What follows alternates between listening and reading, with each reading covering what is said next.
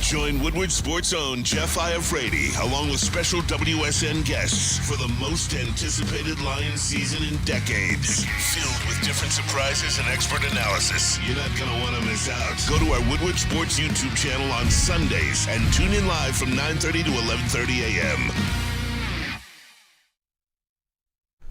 Good morning, everybody. Welcome to the Morning Woodward Show here on the Woodward Sports Network. Man, it's Tuesday. I almost said Thursday. I wish it was Thursday. It's Tuesday, December 5th. Man, Monday Night Football yesterday. We're going to talk a little bit about the Lions over the weekend. But listen, it's the day, Sam Flannel. I'm so excited. We didn't talk about it at all yesterday. College football rankings. Ooh, boy. The official college football playoff, all the teams. We're going to react to it. The Florida State discussion. I've been kind of biting my tongue on that one. I can't wait to get my thoughts out. We got Broder joining us. It's Tuesdays with Matt Broder, so he'll be here. We'll ask him a little bit about his Michigan team. He's a Michigan alumni. We'll get his thoughts on it. Sam Flannel. Yo. We're twinning today. Yes, we are. Oh, Both look at flannels. us. Look at that. We're ready to go. Sam Flannel, my partner in crime. So cute. Detroit Kool-Aid. Stop it, JB. That's a pause. Now that's a pause. Detroit Kool-Aid in the sound booth hanging out with us as well. The man, the myth, the legend. Like I said, it's Tuesdays with Matt Broder. He's hanging with us. He's in the chair. He's ready to go. Woodward Nights. Check him out. 8 p.m. to 10 p.m. JB in the TD booth as always. Look, he's rocking now. He's got the Dispo hat. He's ready to go as well. Good morning, everybody. Before we start with anything, I did want to give some updates because I think this is crucial information that Dan Campbell kind of talked about yesterday at his press conference. Couple of updates on a couple players I think needed to have updates. Frank Ragnow. Well, actually, we have Broder here. Broder, tell us the updates. Oh, hey. Frank Ragnow, Alex Anzalone. Can you give me an idea what's going on? You were going to do a great job at it, though, Jeff, by the way. I think I was, too. Thank you, Broder. Fortunately, Frank Ragnow, it appears that he avoided a serious long-term injury. Let's go. When I believe it was either Colby Sorsdale or someone had rolled over his ankle, his knee, his calf in that New Orleans Saints game, and Dan Campbell said it didn't look so great as they were walking off the field, but preliminary indications say he looks like he's going to be fine. Alex Anzalone, too, it seems he made a pretty quick recovery. He didn't play this last week and didn't travel to New Orleans, but he is Dan Campbell's optimistic that he might be able to play this weekend against Chicago. Unfortunately, he wasn't as optimistic about Ali McNeil, who was getting banged up. There were 2 times, I believe, that play stopped against the Saints where Ali McNeil had to be taken out. He's up in the air for this weekend against Chicago. We'll see how he progresses over the week. Yeah, the Aleem McNeil thing has me worried. I'm not going to lie to you. Like, that's your second best defensive lineman. He's by far your best defensive tackle. And if that's a significant injury, I'm worried about that. Yeah, like, he's playing really well. Yeah, he has. And even if you get James Houston back, he can't do the same things Aleem can do. They're different players. So it's unfortunate. Frank Ragnow, though, that's big news, that it's not significant season ending. That's a guy that I think, and this is my theory on Frank Ragnow, and tell me if I'm off on this, I don't think he's got a lot of football left. Is that fair? I don't know. I mean, he just with the permanent toe injury or the inoperable toe injury, and he's just been dealing with a lot of injuries. Like, he's about close to 30 years old? Was he 28, something like that? I think so. Yeah. He signed in 2026, so he's got a couple years left on his contract. Would it be fair to assume that maybe when that contract expires, I just feel like Frank every year is dealing with something. Yeah. Like, it's significant. Yeah, maybe. I don't know him well enough to give you. I don't want to speculate on his I don't want his you to career, do that. but he's a family man. I know he's got kids. He's got goals after football. So we'll see. Center is it's a rough position. I mean, you're in the trenches your entire career, and he's been one of the best. Definitely one of the best in Lions history, and he's one of the best in the NFL over a long period of time. So we'll see. He's tough. Speaking of the best, you guys see Jake Browning last night? Go. No. You know what? I feel bad for Booner. And you know what, Booner? It's my fault if he's tuning in. I texted him last night, and Jake Browning's line, his passing yard line, was at 350, and he had 260 at the time. So I'm texting Booner, and I'm going, dude, no way he gets 350. You kidding me? Like, he's got 260 through 3 quarters, but I'm like, something's got to give. This guy's got to slow down eventually. There's no way in hell he's getting 350. I think it was at 340 something and a half, whatever it was. So I text Booner, and he goes, you think it's going to go under? I go, it has to. Like, there's no way Jake Browning on primetime is throwing for 350. Guys, he threw for 350. And he was 32 of 37, 354 yards and a TD. What the hell? Like, that is more yards. I had to look this up. than Joe Burrow has thrown all year. Isn't that interesting? Jake Browning, a man who he is 27 years old, and he's played one season in the NFL, and he's here to stay. Jake Browning. He's here to stay. What the hell is that? Jake Browning, old Washington quarterback. I remember it was funny because a little backstory on Jake Browning. I was talking with Braylon, I believe, and Braylon, we were talking about Michael Penix and whatnot, and he said, Jake Browning was putting up numbers similar to Michael Penix at one point at Washington, and I'm kind of like, wait a minute, that's not true. Then you look at one of his seasons, 43 touchdowns, 9 picks, and I believe Washington makes the college football playoff that year. Wow. So it's not that far off, although we both acknowledge that Penix is much better. But yeah, Jake Browning coming in. Can the Bengals actually maybe go on a playoff run with him? Does it prove that Joe Burrow is a system? I'm kidding. I'm kidding. I'm kidding. I knew you'd go there. Of course. I wish if Lucas was here right now, his head would explode. But I am kidding, by the way. But Jake Browning, that's a hell of one of the better backup quarterback performances in the last couple of years. I can't think of anything better off the top of my head. And the other thing too, Trevor Lawrence. If they were Florida State, they'd most likely get left out at this point. Trevor Lawrence expected to miss some time. No, I'm kidding. But seriously, Trevor Lawrence ankle injury looks kind of bad. I'm not gonna lie. I don't know how many weeks he's gonna be out, but that's going to significantly impact the Jags. They lost in overtime. That's what got Jake Browning the $350. So, unfortunate, Booner. Sorry I lost your money. We could talk about it later. All right, that's my bad. Regardless, though, Bengals, they're 6-6 now. Jags dropped to 8-4. Tied with the Chiefs. The AFC, man, in the NFC, there's a path for a lot of different teams. The Lions, for example, I know this is extremely unlikely, depending on who you are. You might think it's likely.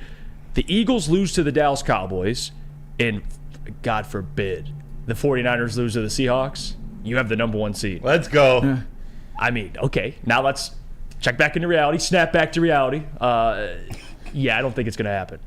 But there's a chance, and there's a path for the Lions to get the number 1 seed still. It's still alive. It's still alive, Sam Flannel. Is it the Booner path? The famous Booner path that Broder hears about all the time? Is that what we're talking about? Well, the Booner path would be me saying the Lions are going to miss the playoffs, but there's a path to make the playoffs. That would be the Booner path. It's like two things that they're not exactly correlated. But I love you, Booner. He updated that. I love He updated Booner the too. Booner path. I had to give him crap for that. He's like, there's a path to the Super Bowl, but I don't know if they'll make the Super Bowl. It's like, which one is it? Are they making it or not? Damn it. But there's a path to the 1 seed there, Matt Broder. There is. Still hope alive. There is. Just a week ago, we sort of changed course. We were like, all right, let's root for the Eagles. Let's go get that number 2 seed so we at least guarantee a home field game to start off the playoffs. But no, there is a path. It's going to be difficult. We're going to need the Eagles to lose a couple games. We're going to need the 49ers to lose 1 or 2. And then win out almost. You can't lose more than 1 game if you're the Lions, which is a possibility, but yeah, I don't know. We'll see. This next stretch got a little more difficult as the season went on. I appreciate the discussion because as much as we could talk about things, for the Lions we're concerned about. The point of this whole thing is they're closer to the 1 seed than they are missing the playoffs or losing their division. You wouldn't necessarily feel that from some fan reaction, from some reaction after these last couple games. It doesn't necessarily feel like we're a 9-3 football team, but at the end of the day, they're 9-3. They have a shot here. That Dallas Cowboys game later on in the season is getting more and more important every game. Actually, that's a good transition there because you talk about winning the ones. They got to beat the Cowboys, because the Cowboys are right up there too. I mean, we're at 9-3 as well. They're tied with the Lions, so and they got the Eagles this week. I'm not going to go as far as to say I'm rooting for the Cowboys because I would never do that. But it'd be nice if they beat the Eagles. Well, and your guy Dak Prescott. Hey, I mean, he's an MVP. He's an MVP candidate this year, whether you guys like it or not. Unless you guys want to be delusional and just call him Rain Dakota because you guys are Neil bots. But anywho, give him the MVP. Let's let the Eagles. It's not just Dallas that they have coming up, and then they have at Seattle, which we all know Seattle isn't. They're not exactly maybe what we thought they were going to be, but they're still 6-6, and they beat the Lions. They gave the Cowboys a hell of a run, and maybe they could do the same for the Eagles, especially going to that home field, going to Seattle, the 12th man as they like to call it. Not quite the same as it was back then, but still. There is a path for the Lions to get the number 1 seed, but I don't see it as likely, but it's not dead. I thought it was officially dead and buried after the Thanksgiving Day loss, but it's not dead. No, it's on life support. The Eagles will have to lose to the Cowboys. Yes. The Seahawks will have to beat the 49ers, and then you have to go win it in Chicago. So those 3 things have to happen. And then the following week, you got the Broncos at home. which I still think the Broncos will be a decent test, but the Lions should beat them. So, hey, there's still a path, JB. Still plenty of belief there, all right? Yeah, there's still plenty of belief. Look at he's like, well, you can say that. Yeah, I don't know if it's a Booner path, but, there's still a path. I'll give them credit for that. There's still a path. Oh, I love it. We got Broder on, and we're just poking fun at Booner. All right, let's go to break here. When we come back, we'll get into Tuesdays with Matt Broder, recap the Lions win over the New Orleans Saints, and of course college football playoffs. I'll get Matt's thoughts on that as well. Florida State, I don't know, fellas. The reaction to that room sounded like people were disappointed they're not playing Florida State. That's my opinion on it. Ryan Ermanni thinks differently. He thinks they're sad, that Florida State didn't make it. Come on. That's not what he said. But that's all right. That's all right. We can misrepresent all we want. They felt compassion for Florida State. Neil also feels different as well, Come on. I want Broder's thoughts on it, because maybe he agrees. Oh, you'll get them. Let's go then. All right. You'll get them. But first, we got to hear about our friends from Hamlin Pub. Let me tell you about them, guys. Hamlin Pub's the place. We were there on Saturday, tuning into the Big Ten Championship game, and it was a lot of fun. They took care of us, man. Their wings, I had some of those. Delicious. Absolutely delicious. It's the place for you. They got 7 locations. Whether you're enjoying half-off pizza on Thursday, game day specials, Hamlin Pub is the place. Visit a location today and experience your new favorite pub for all things sports.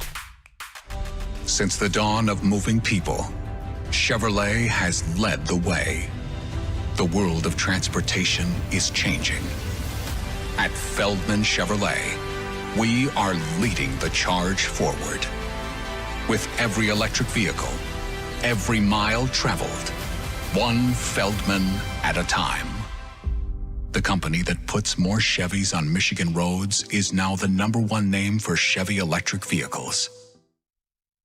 Now, coming to Woodward Sports, Woodward and Main Street, the Woodward Sports Network Detroit Lions show. Let's go! Catch Gabrielle D. Phillips, Matt Broder, and Terry Foster for all the latest news on your Detroit Lions every week. Only on the Woodward Sports Network YouTube channel and woodwardsports.com.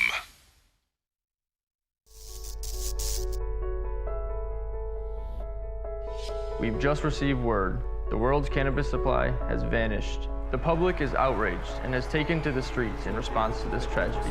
The individual responsible acted alone, and we can only hope they will make things right soon.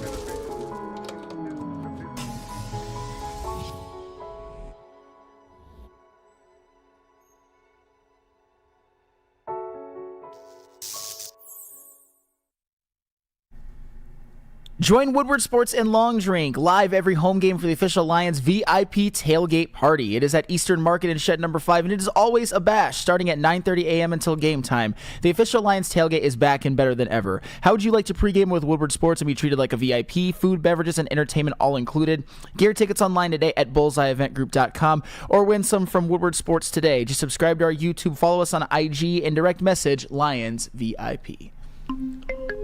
We're back. It's the Morning Woodward Show. It's Tuesday, rather. So you know what that means. Tuesdays with Matt Broder. He's joining us in the studio. Matt Broder, how you doing? I'm doing great. Woodward in Maine. How was the show? It was great. It was a great weekend. I'd like to thank the University of Iowa. I have a couple times already, but they gave us great performances from Sam Laporta. Jack Campbell stepped up big.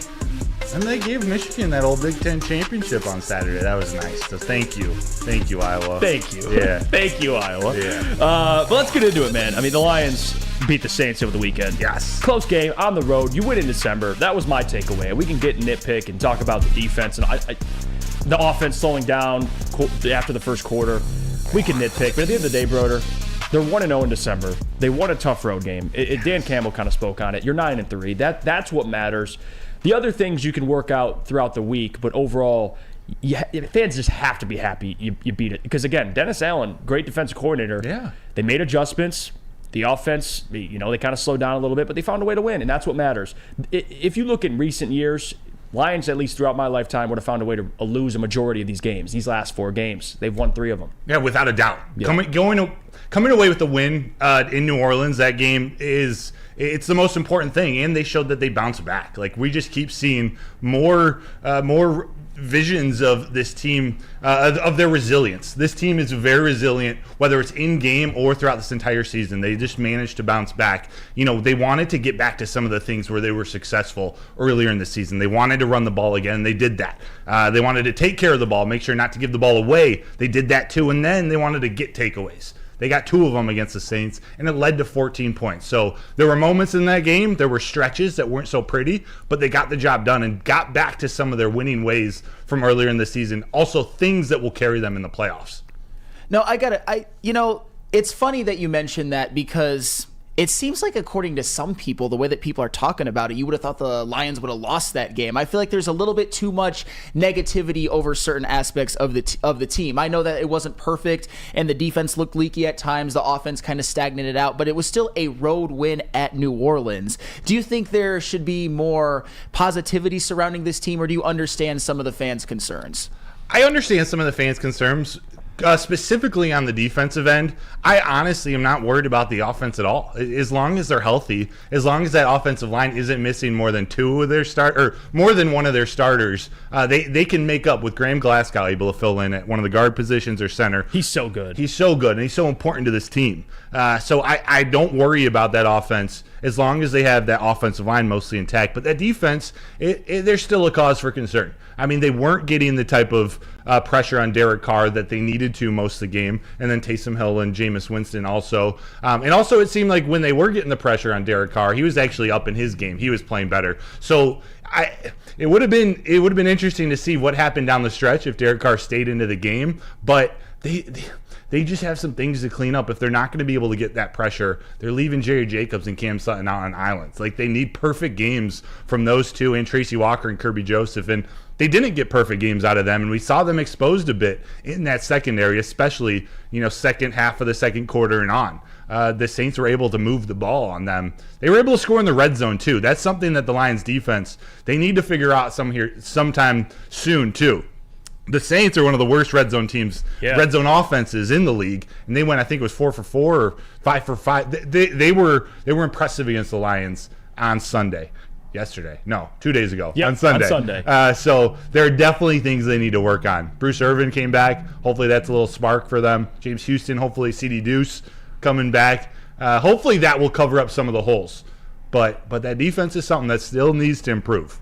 Yeah, I mean, you talk about the red zone defense for the Lions. I mean, they're one of the worst in the NFL. Yeah. So you had that matchup with one of the worst offenses in the red zone. Something had to give. Clearly, the Lions, especially in the second half, they gave. But I'll ask you this: the defense. We have this conversation, and I think if you're going to go AG versus the personnel, I think AG deserves criticism, right? His lack of adjustments in the second half. I mean, after Derek Carr started the game and didn't look great, he was damn near perfect up until he got injured. So that's a concern.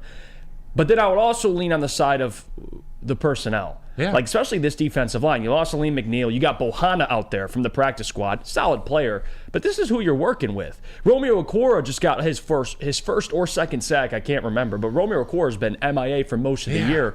They just don't have the talent. And I'll stand by that. I mean, there was times where Kirby Joseph, and I love Kirby, ball hawk, he got beat a couple times and had to recover. So with the whole AG stuff, I don't think they should fire him. No.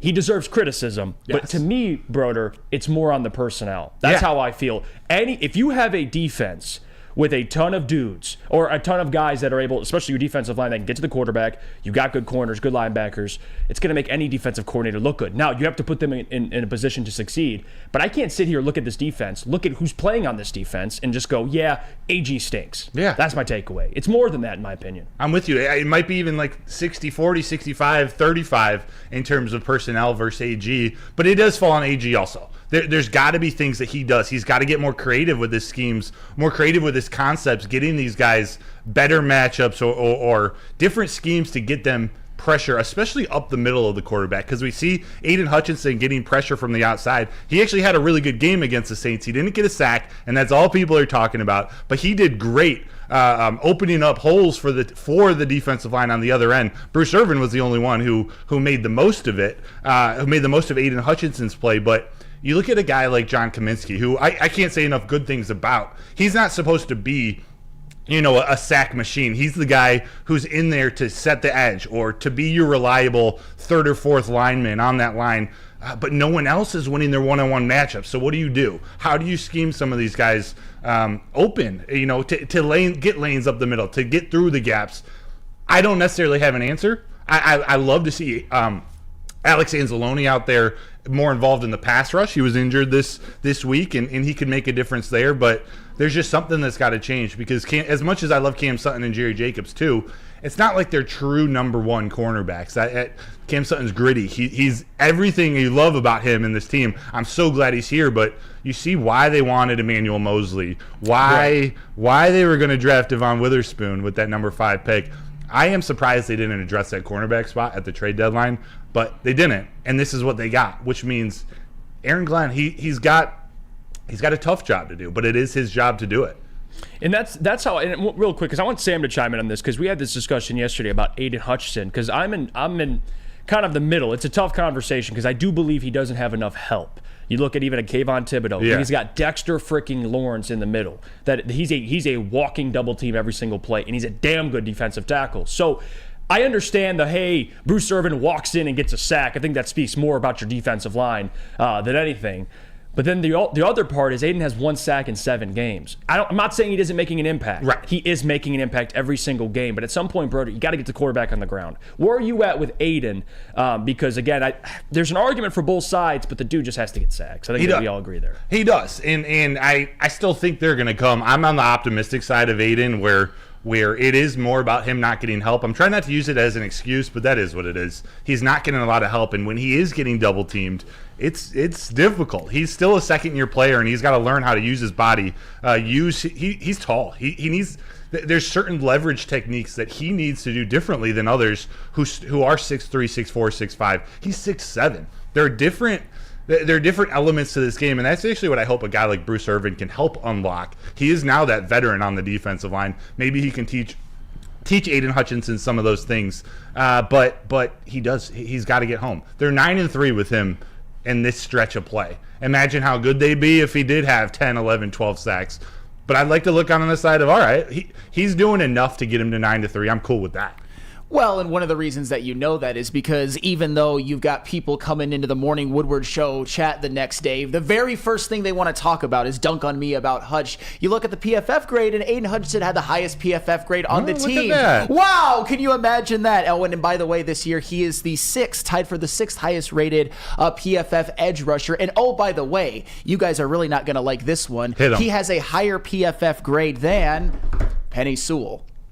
Yeah, that's Wow. right there is evidence why PFF, man, you got to watch with it. No, but you guys love the PFF grades when it comes to Penei Sewell. You guys just beat your meat under the table when it comes to Penei Sewell's PFF Sam, grade. I really wish that guys like Penei or Aiden could make the All-Pro team based on just PFF. I wish. Trust me, I wish. He also has 70 pressures, and you saw him get that pressure that led to Bruce Irvin's sack and a couple of pressures at the beginning. And I told you, I wish I could bet on pressures. I'd be a millionaire. I'm serious. I wish I could, but I unfortunately cannot. Sacks are the difference. That's on the sports books. Pressures are? Yeah, they should add them then, because it's as important as anything. Okay, Broder, I get it. Trust me, pressures do matter, but you got to admit there's a difference between pressuring a guy. I saw Aiden pressure Derek Carr, and then Derek Carr just got the ball out, dotted up to Chris Olave. So I get it. It does affect it, but there's a difference between getting the quarterback on the ground. Right, and that's where other guys need to step up. And Aiden Hutchinson needs to step up too. But the other guys need to too. Because they're seeing all the others. What PFF is good for, it helps paint a story. Obviously, you can use it for different dialogues, different perspectives that you have. But it calculates things on a football field that happen that aren't necessarily in a traditional stat book, like sacks. It factors all of that in. You see Aiden Hutchinson, whether it's getting doubled or triple teamed or coming from the inside or the outside, it factors all of that into whatever that PF grade truly means. There's a big drop-off between him and anyone else on that offensive line. So whatever story you want to build, and I'm not coming at you, whatever story tells the difference of what's so different about what he's doing and the help that he's getting, that is part of it. It's hard to deny. And I do think both things can be true, Sam. I do think he does not have a lot. You look at some of the other guys and what they have to work with, I agree. Trayvon Walker has Josh Allen. Kayvon Thibodeau has Dexter Lawrence. I get all that. I'm not blind to that. But at some point, the only thing I brought up yesterday to Sam, and we we shook hands on this. Yeah. You can't end the year with 5.5. Okay, is that fair? Yeah, if you're going to be one of the, if you're going to be a star in this league, yeah, he's got to go out and get double digits. All right, that's all. All right. No, and that's all well and good. For the record, I love Penei Sewell. I've called him probably the best offensive lineman in the NFL right now, or at least you can make that argument, and I wouldn't hate you for it. And so that wasn't an anti-Penei thing, by the way, for people who are going to twist my words. But anywho, I got to ask you this, Matt Broder. Yes. What is more important, Hutch pressures or Hutch water breaks? Oh my God. Water breaks? Because that's what I'm seeing from a lot of... Okay, that is ridiculous, and you know. Wait, I'm missing the joke. Wait, water? What do you mean? Like going off the field, not being on the field. Basically, that quarterback pressures, a lot of people are treating quarterback pressures like they're just as useless as water breaks. Like he might as well just be standing there. Sam, Gotcha. That listen, offensive line has had more water breaks this year than anybody. and that offensive line. As the Legion of Womb joke. The Legion of Womb. Yeah. Legion of Womb. I A like lot it. of babies. Move the conversation because we could spend all day arguing on Aiden Hutchinson. We really could. And at the end of the day, we both agree. Sacks, you can't end with 5.5. We'll just end it there. Okay. Yeah, oh yeah. I'll ask you about Jameson Williams. Oh, love to see it. J-Mo. Yes. Swan dive into the end zone. Oh, hopefully that's the last swan dive we see. Yeah, that is true. And I fought a lot of people. And Sam's actually came around, and he's been very fair lately. But I still fight people on Twitter, on X, whatever the hell you want to call it.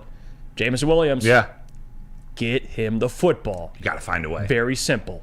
Get this man the football. Every time he has it, something happens. Yes. Big plays, TDs, all that stuff. What do you think about Jameson? And just kind of, I loved the pass he caught because it's a different route that we've seen him run. Yeah, in And traffic I over the appreciate middle. it. That's a confidence builder. It was a big play in the game, but also for him, it was a difficult catch. Ones that he was dropping earlier in the season. I've taken a lot of shit on social media and for on the show saying, I think he could be one of the top 3 weapons in the entire NFL.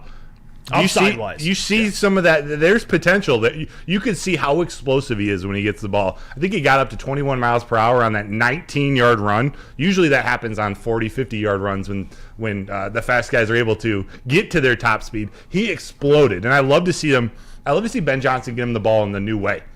It was on a double reverse. They'd set it up earlier in the game with Khalif Raymond on just a single reverse. This time they pitched it to Jameson Williams about 15 yards back from the line of scrimmage, and he just took it right to the end zone and like you said, swan dive, which I hope he doesn't do that too often. I don't want to see a broken wrist on a touchdown celebration, but you got to love him getting involved. What they have to do, they got to get him the ball more. Like he should have 5, 6, 7 touches minimum. Just find a way to get the ball in his hands because good things happen. Yes, so, no question. After everything that kind of shaked out in the game and everything we've been talking about, do you feel confident in this Lions team moving forward that they can finish the season strong and maybe even do some damage in the playoffs? I do, definitely. What's the win total right now? What are you feeling? I think they're going to end at, we got 5 games left. Yep. They're 9-3. I think they're going to win 13 games. I had them at 12 before the season. I think they're going to finish this stretch strong. I just will see how early they clinch, what they do in the final game of the season. If they've clinched or they bench some players and they get a loss there, we'll see. But I'm going to go with 13 wins. I appreciate it. Brett Broder, you can check him out Woodward nights, 8 p.m. to 10 p.m. Check out all his stuff, woodwardsports.com, and your Twitter, which is MattBro21. There you go. Thank you. Desmond Howard. Yeah. I like that. I appreciate that. Yeah. Let's head to break. Like I said, when we come back, we'll get into the college football playoff. Are you sticking around? Hang on for one more second. Let's do it. I can't let a Michigan alum leave the room when we talk about these rankings. I want to bring up the video. JB, you got that footage, right? Yeah, see, I knew JB would. Yeah. We're going to play the footage. When Michigan, all the people in the room found out that Alabama was going to be the team they face. We'll play that when we come back. We'll react to it. But first, we got to hear about our friends from Premier Pet. Yes, of course, something that I love talking about, unlike people arguing Michigan in bad faith. It's my pets, Jake and Milo, my golden retriever, Jake, and my orange cat, Milo, because I get all of everything they need from Premier Pet. When it comes to your pet, don't settle. Give your pet the best like I give my pet the best. Premier Pet Supply is hands down Michigan's best pet store. Family owned and operated for over 30 years. 13 Metro Detroit locations, over 60 brands of food, lowest prices, and curbside home delivery. Premier Pet Supply, give your pet the best. Visit their website at PremierPetSupply.com. Calling all landscapers. This is Darren McCarty. I'm at Outdoor Equipment Co. How would you like to landscape like a legend? How about a bad boy zero turn? And even a chainsaw.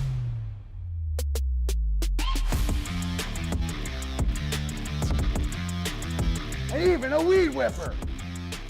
Whether you landscape for your job or landscape for fun, get all your equipment from Outdoor Equip Co., the official equipment provider of Woodward Sports. Michigan grown, family owned. OutdoorEquipCo.com.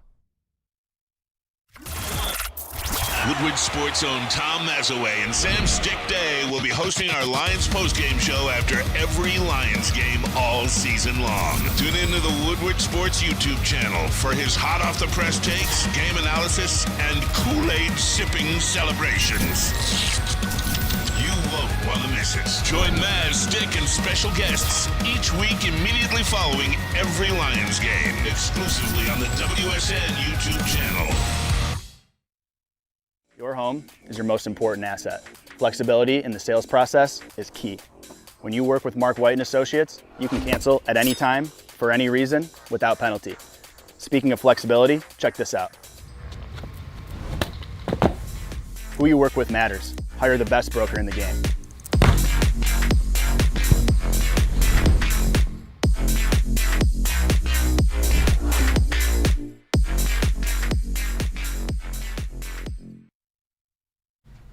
How would you like to live it up in a city that never sleeps? How would you like to win 100K in Vegas? It's Centron Energy. Drink it and live it. Purchase a 24-pack and enter to win. Register at drinkcentron.com/Vegas and buy Centron at your local Meijer store. Centron, the healthier drink with great taste, look good, feel great, and be the best version of yourself. That, again, is drinkcentron.com/Vegas.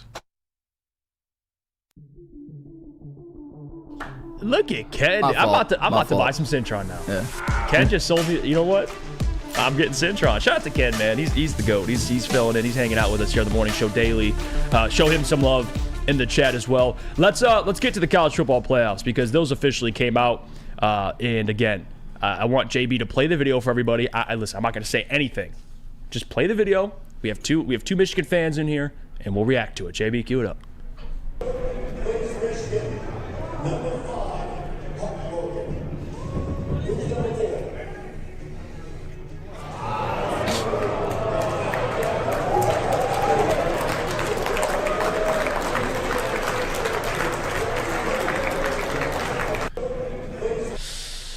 I want your guys' interpretation. I will shut my mouth for right now. Sam, I want you to. What's your takeaway from that video? Just talk to me on that. My takeaway... Because we know Ryan Ermanni's, but I want your takeaway. No, my takeaway is I don't have a takeaway because it's 100% irrelevant. Michigan is fine right now. Wait a minute. It actually, and it shouldn't bother me, but it does a little bit. The fact that people, especially fans of the most poverty-ass programs in all of college football, Michigan State, are taking pot shots at Michigan. The only thing they're doing is taking pot shots at Michigan right now for a reaction, for the fact that they have to play Bama, for the fact that they wanted Florida State. But you know what? Michigan has a chance to do what only 3 other teams do in college football, and that is play for the national championship. They're the only team in college football that has been to the last 3 college football playoffs, this one included. And now Michigan has a chance to win the national championship, shut up all of the haters. If Michigan wins, you do not want to see me the next day. You guys are dead. Dead. You done pissed me off. If you see me these last couple of days, I have been really, really feisty and in a pissy mood during the shows, and a lot of that has to do with you guys. You motherfuckers. Because Michigan's won the national championship, and I don't give a fuck about the outside noise. No fucks. Fuck you, fuck all of you who've been talking shit. And enjoy your time at home. That's all I gotta say. Yeah, I'm mad. I'm mad. JB, Flannel's sick of it. He's sick of it. And I'll say this. I'm not going to poke fun at Michigan and say, you guys should be scared of Alabama. Although Alabama's, we can all agree, they're a better team than Florida State. But me and Broder talked about this during the break. I think this is actually going to help you guys. I do. Because if you beat Florida State, there's still going to be a narrative out there. Oh, you got Florida State. Oh, the guys that cheated. You beat on a team without their starting quarterback and potentially their backup. We'll see. He's in concussion protocol. He might play if they were to get the playoff. He'll play against Georgia. I think this could help you guys But at the same time, as a fan, if I'm a Michigan fan, yeah, I'd much rather play Florida State. But at the same time, you get Alabama, and you get to shut those people up, Broder. Yeah, you do. 100%. If you beat Alabama, you shut them all up. Yeah, outside of just being able to witness Alabama-Michigan matchup at the Rose Bowl, Nick Saban versus Jim Harbaugh, Big Ten versus SEC. Actually, I don't even want to say Michigan is representing the Big Ten, even though they are. We'll talk about that another day. But there are no excuses coming out of this, and there's not one person on that roster in that video, despite what it sounded, that's scared of Alabama or any team that was going to pop up on that screen, knowing that they were the number one team in the country. Whatever team popped up, it's not like you were going to get cheers. Like, of course, there's going to be a little audible gasp there of, oh wait, Florida State's not. Oh, my mic was off. Do you want me to run through that again? Give real a little quick? bit of recap what you said. Yeah. Basically, there's not one person on that roster, on the Michigan roster, that's scared of Alabama. That gasp, that was. I don't know if it was all just because the surprise of Florida State not making the college football playoff. Do you believe that? What? Do you believe that? I do. I do. The sympathy for Florida State, really? No, not sympathy. Just the confusion. Like everyone, no one knew what the college football committee was going to decide, but you almost just expected it's some way they're going to figure out how to get Florida State in. I do think they made the right call in terms of the best games, the best teams playing right now. Although you could argue Georgia should be in there, but I just don't think the gasp, and I wasn't in the room. I don't know exactly what it was for, but as a former athlete, I know if Florida State popped up on the screen, they weren't going to cheer. It wasn't going to be like, cool, like, we got them. Those guys, knowing they're the number one team in the country, they just wanted to see who they're up against. And then it's like, all right, it's us against Alabama now, us against Texas, us against Georgia, whoever it was going to be. This team has been through enough this year. They're not scared of anybody. The fact that they now get to play Alabama, they get to prove to the SEC, Paul Feinbaum, Pete Thamel, all these haters, there'll be no excuses after this. If they win the national championship, they went through Alabama, they went through Texas or Washington. The path is there. Well, here's what I will say to the people that I just kind of was a little bit upset with earlier on. If Michigan loses to Alabama, then you can clown me and clown us all you want. I will stand here and take all of the medicine. And this is why I say this. Jordan Schaefer in the chat. Why is every team/player that Sam likes above reproach? That's not true. My question is, what the fuck is there to reproach about Michigan football this year? They're undefeated. They're going to the college football playoff. They're the number one seed. Do you expect me to nitpick their reaction to playing Alabama? Do you expect me to say, oh, they can never beat the mighty Alabama Crimson Tide? No, I'm caping up for my team. I believe in this team. I believe this is the best Michigan team they've had since 1997. I believe they're better than last year. I believe they're better than a year before. And I believe they can win a national championship. So if you want to clown me if they lose. But for now, there is nothing I have to apologize about. There's nothing that there's to reproach about when it comes to Michigan football. They're fine. They've done everything they're expected to do, at least so far into the year, and they have as good a chance as anybody, maybe even better, to win the national championship. That's my point. And we went through these scenarios last week of like, if all these teams, all the favorites win in their championship games, how would the playoffs shake up? I didn't think Florida State would make it because of the injury to Travis, and again, Jordan Travis. And I get it. People like to argue, well, who deserves it? To me, it's not about that. The College Football Committee made that very clear. It's who's the four best teams. You can't, if you put Alabama and Florida State on a neutral field, of course you have to play the game. I get that because Oregon was favored against Washington. They lost. I get all of that. But let's be real here. Who's winning that? Alabama's clearly the better team. And they have the better resume. They have one loss to a team that's also in the playoffs. But I'll tell you this, and it's hard to go undefeated. I can't argue that. But what I will say is, as a college football fan, these four teams, I love it. I love it because it's going to be a chance for Michigan. Again, if you want to be the best, if you want to be the national champion, you got to beat Alabama. You got to beat the SEC champion, which is great on your guys' resume, considering what happened 2 years ago. But regardless, I don't have a problem as much with Florida State missing the playoff. I think it's unfortunate. It sucks. I can't wait till next year when it's an expanded playoff. I wish it was this year. There's a ton of teams that deserved it. But man, I'm not going to sit here and act like I'm too surprised there, Broder. Yeah. Like Alabama had a harder strength of schedule. They went. I can't knock Alabama for losing to Texas. They scheduled that game. Yeah. And they lost. Yeah. It is what it is.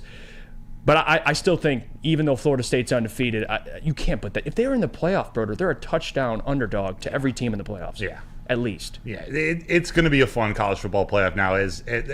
Nothing can change. We can't go backwards, and they're not going to just give Florida State a spot in the playoff now. So we might as well enjoy these games. Really good teams on offense, good teams on defense from all over the country. We're hitting just about all four corners of the country. So to see these teams match up, a possible Michigan-Texas national championship, Michigan-Alabama in this first round, these are historic matchups. I just can't wait. I really haven't been excited about college football this year until these last couple weeks. I can't wait for the college football playoff. And JB, you got a video of Blake Corum talking about Bama? So I have that video as well too, but I just wanted to chime in as well. I think both things can be true, and that goes the same with Ryan as like all the Michigan fans when they were sitting there booing and a little upset that they didn't see Florida State out there. Yeah. Yes, I do think Florida State deserves to be in there, but I also believe as well too that they were a little upset that they have to face Bama. But I will give them this. You are the number one team in the country. Don't you want to go out on top by beating the best?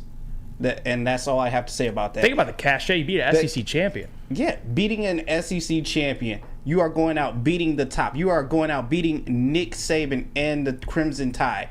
This is what you should want to do. And this is what every team should want to do. Don't sit here and bitch and complain about, oh, it's Bama. Just go out there and win and improve that you deserve that number one spot. But yes, I do have a video of Blake Corum talking about it doesn't matter who they face. It doesn't matter who it is. They're going to win. Approach it like we're the top dog. But we are the top dog. You know, that's how we're going to approach it. You know, we're going to approach it like we're the number one team and they're the number 4 team. But they're a great team. You know, we're not going to go in there saying, oh, this is Alabama, a team that's one.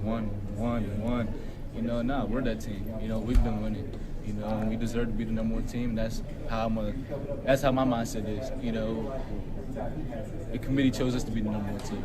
You know, so I'm not going to act like we're not. You know, but Bama's a great team. You know, so I'm gonna treat it like a great team. You know, and so I'm super excited to play Alabama. It will be a good challenge, good matchup. But yeah, to answer your question, I'm going in like we're the top dogs. I will say this, and I think this is fair to say, and this is why I think it's even a bigger test for Michigan, and the win will be even more significant if they beat Alabama. Guys, this is the first game all year that you don't have the best coach in the game. Is that fair? Yes. The coaching Yes. event. Now, Jim's a Yes. good coach. Yes. I'm not saying he's a bad coach. But if you got Nick Saban. I like that shot at Ryan Day. Nice. Yeah. Oh, yeah. He's better than Ryan Day. I'm with. Yeah. He's better than Ryan Day. But that's also a test, Sam Flannel. Yep. Nick Saban, man. Well, and by the way, yes, of course, Nick Saban is a big test, but how are people going to Zapruder film that into saying that Blake Corum is scared? I can't wait for the spin on that. But Jordan Leinhardt says something very wise. Jordan and Broder, I'm actually kind of curious to see hear your thoughts on this because I think this is 100% true. People feel a certain way about Michigan fans. People still kind of treat us like it's 2019 and 2018, like we're annoying but don't win anything. Jordan Leinhardt says, Sam, the only people complaining about Bama are the non-Michigan fans just to try to form a narrative about Michigan fans. And that's why I got so pissed earlier. And after today, I'm going to stop being like this. I'm just going to chill. But that's why I had to address what I had to address today. Your thoughts on that, Broder? Wow, that's facts. You couldn't have said it better. You said Jordan Reinhardt? Jordan Leinhardt. Jordan Leinhardt. Couldn't have said it any better. I mean, it is there. A video of a reaction is getting, 12, 13, 14 million views? Yeah. Come on. Yeah, I saw this. Come on. This is a random storyline, but I saw Spiro tweet this out. A guy who used to play for Saban, not Spiro, but someone he knows, used to play for Saban at Michigan State, and he came out and tweeted out how much Nick Saban hates Michigan. Yeah, like one of the biggest Michigan haters in the entire world. Yeah. This game, man, you can't ask for anything better. The Rose Bowl, Michigan, Alabama, if you have a chance to go to this game, you take that 100%. I don't know how much tickets are, but this game is going to be worth going to. Yeah. And I think the biggest thing, and this will kind of tease what we're going to talk about next because I want to get your thoughts on it before. To me, we talk, and I talked with Booner about this at length. The defense. You think the best defense in the country Michigan has. Yeah. You would agree with that. Best defense in the country. Yes. This is how you go out and show it. Mm-hmm. Like Jalen Milroe, you haven't seen a dual threat quarterback like him But on top of that, I just think this offense and how they played against Georgia, it's going to be a great test for your guys' defense. Yeah. Now, we can look at Alabama's defense, Dallas Turner, Kool-Aid McKinstry. They got some first-round picks on that defense. But to me, I think this is a great test for your guys' defense, and that's secondary. Definitely. And the Alabama defense and Michigan defense, too, there are going to be some guys that the Lions have their eyes on. So I'm sure Brad Holmes will be at that game. But not to put more pressure on Michigan, but this is the year you would want Alabama, right? Like if there's ever Fair. It's almost like the Chiefs in the NFL this year. They're still Alabama, they're still the Kansas City Chiefs, but there's some vulnerabilities there that Michigan they can exploit. Like this is the year. I love this Michigan team, just how they're built, how tough they are, and all the stuff that they've been through this year. Whether you want to get on me for playing the victim card, but just whatever they've been through, the adversity they've gone through, they really aren't scared of anybody. Like this is the year that if they're going to take care of business, they're going to do it, and it is natty or bust. So let's go do it. I like that Chiefs analogy. It's still the Chiefs. They're just not the Chiefs of maybe the recent years. Yeah. You still got Patrick Mahomes. You still got Nick Saban. We'll see how that works. Yeah. All right. Thanks, Broder, so much, man, Thank for you. taking the time to join us. Tuesdays of Broder, taking time out of his day to come join the boys. Let's go to break. When we come back, we'll talk more about the matchup, Alabama versus Michigan. I want Sam's thoughts, maybe some cause of concern, or his confidence level on some different matchups in this football game, because we got a lot of time to break it down. We'll break a little bit of it down today. But first, we got to hear about our friends from Planet Fitness, so let me tell you about them. Planet Fitness, guys. It's the home of the judgment-free zone, where anybody, and I mean anybody, can work on their fitness goals. At Planet Fitness, you'll experience a squeaky clean gym, tons of equipment, full-body workout. You'll get all this for just $10 a month, no matter where you are. There's a Planet Fitness close by, and there are more than 50 in Metro Detroit and thousands more throughout the world. We'll see you guys right after the break. Come to Lady Jane's for an award-winning haircut experience and register for a once-in-a-lifetime opportunity to win an all-expenses-paid suite for the 2024 NCAA tournament for you and 5 of your best buds. Lady Jane's open 7 days a week. Walk in anytime. It's wicked awesome. Brace yourselves, Detroit. As the sun begins to set, 2 of Woodward Sports' brightest young stars will be taking the mic for a brand new show. Woodward Nights with Booner and Broder. The dog days in Detroit are over, and the boys are unleashed. Join in on the banter and hop on the bandwagon of the #1 night show on the internet. Tune in to the Woodward Sports YouTube channel every weeknight from 8 to 10 p.m. Woodward Nights with Booner and Broder. What are you doing? You're messing.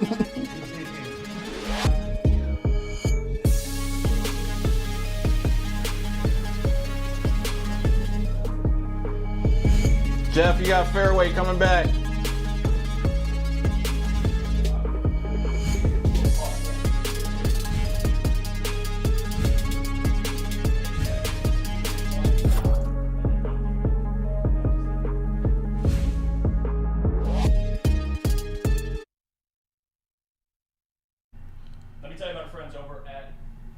Fairway Packing. For over 60 years, Fairway Packing Co. has provided Michigan's finest restaurants, hotels, casinos with prime beef, Wagyu beef, and dry-aged beef. Experience the Fairway difference for yourself today.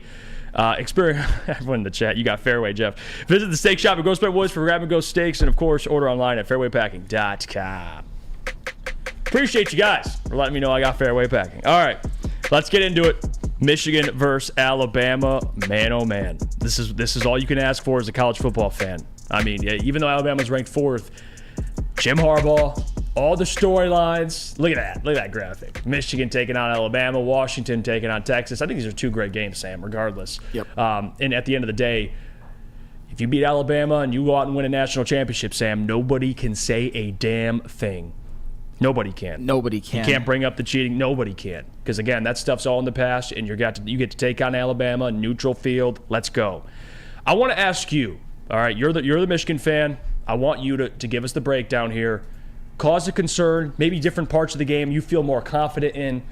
Talk to me. How are you feeling at this point? Well, Matt Broder teased it at the beginning that this is not exactly the Alabama team of yesteryear. This isn't one of the all-time great Nick Saban teams, at least on paper. I would even argue that this season is actually worse on paper than last year because they lost Bryce Young and Jahmyr Gibbs and Will Anderson and Brian Branch to the draft. Thank you, by the way, for Jahmyr Gibbs and Brian Branch as a Lions fan. But still, those were 4, I would say, great Alabama players that they lost. And this season, I would say, When we talk about Alabama, we talk about some of the greats in college football history. We talk about Heisman Trophy winners. We talk about guys who have been number 1 picks, top 5 picks, some of the best defensive players in all of the country. And this year, I would say Alabama has 3 true great Alabama-type players. Dallas Turner, their edge rusher, who is going to be one of the top edge rushers picked in the draft. Kool-Aid McKinstry, their corner, who is the second-best corner in the nation after Will Johnson, in my humble opinion, for Michigan. And their tackle, J.C. Latham, who is also going to be a first-round pick as well.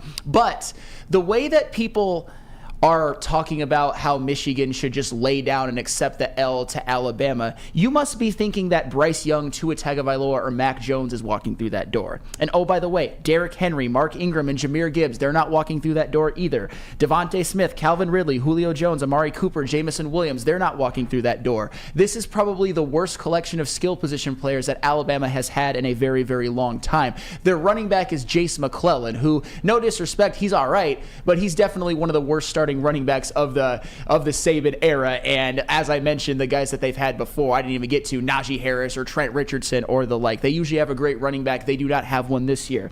And they usually have a great wide receiver. I mean, some of the all-time great NFL receivers, some of the best receivers of the last 10 years in the NFL have come from Alabama. And this year, their best wide receiver is Jermaine Burton. Again, he's fine, he's nice, but he's not a superstar or anything like that. And then you even look on the defensive side of the football. The way people are talking about Alabama, you must think that Pat Surtain is suiting up for another day of eligibility, that Minkah Fitzpatrick is suiting up for another day of eligibility, that Quinnen Williams, Jonathan Allen are suiting up again. This Alabama team is very, very good, but they are beatable. And I think Michigan actually has more talent on the defensive side of the ball than Alabama does, and I think they match up very, very well. It's going to be close. I know that Michigan's offense has to play better moving forward. Their running game has to be more effective. J.J. McCarthy has to be better. But this isn't Georgia of 2021. This isn't a super team or anything like that. This is a very, very good Alabama team that also barely escaped a 6-6 Auburn team on the road. They needed basically a Hail Mary to win, an Auburn team that had lost 31-10 to New Mexico State the week before.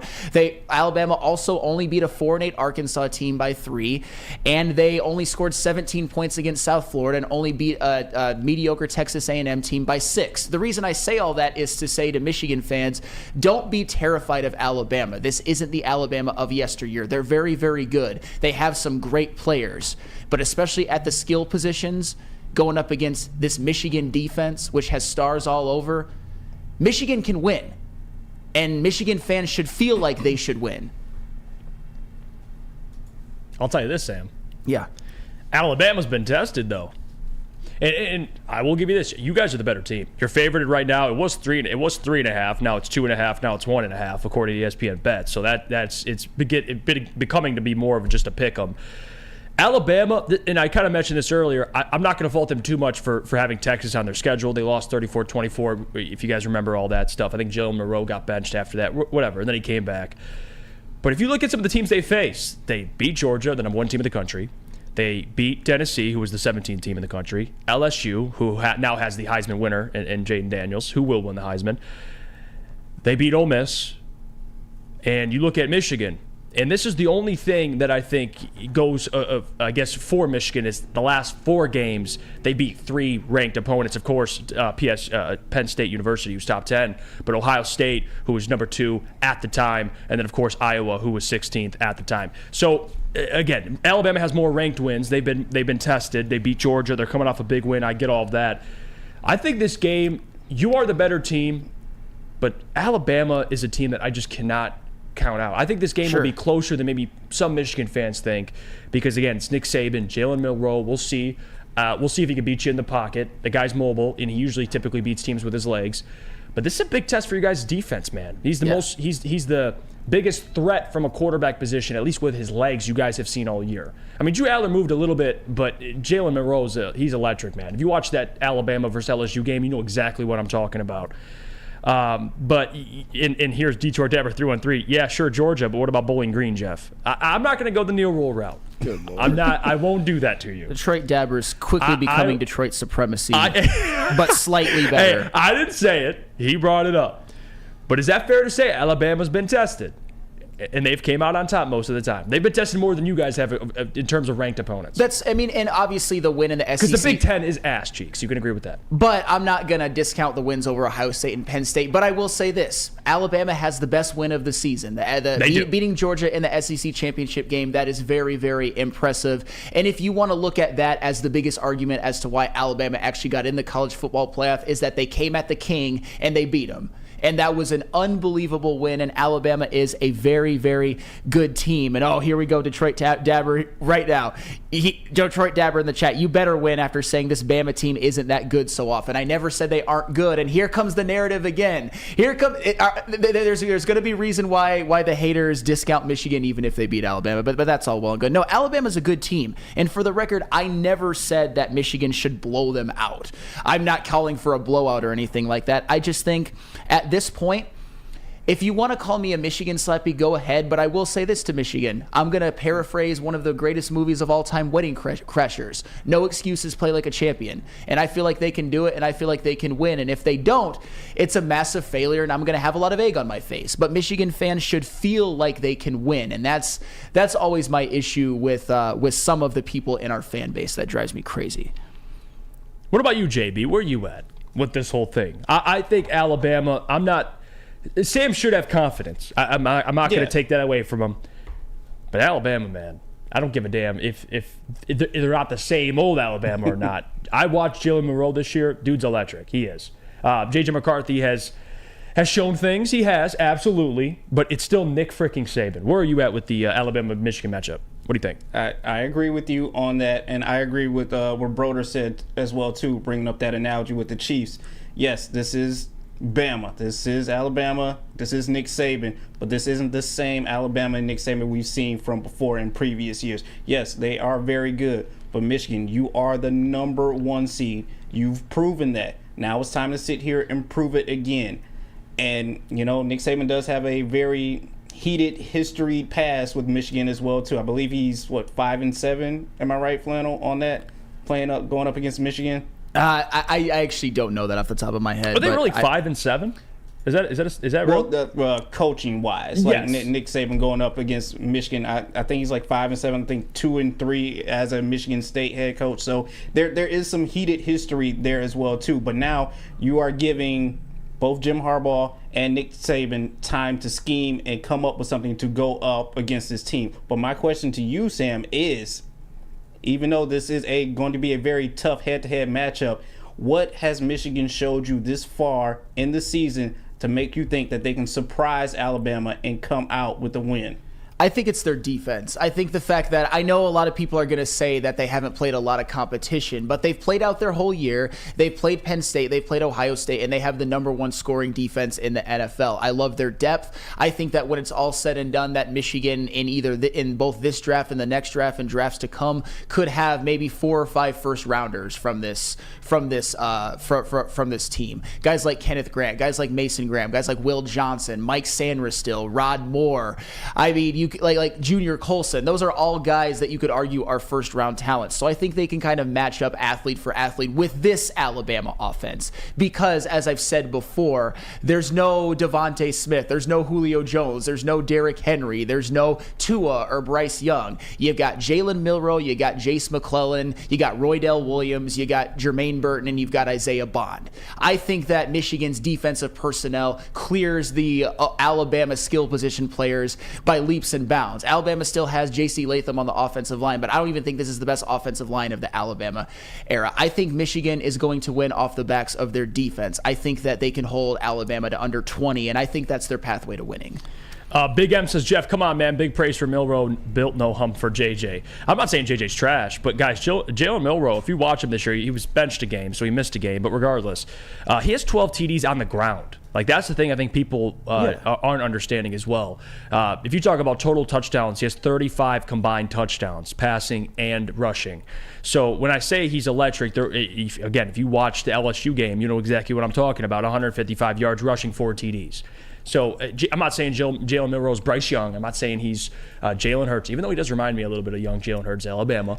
You know what? I don't mean to cut you off, but I actually think Jalen Milroe and Jalen Hurts, I would say Jalen Milroe kind of reminds me of Alabama era Jalen Hurts, who hadn't quite developed as much of a passer, but was a hell of a runner, made timely throws, and was just a Mack truck when he ran with the football. And that is obviously the thing that concerns me the most. And I want to address something that Trisha Miller said, which is actually an interesting comment.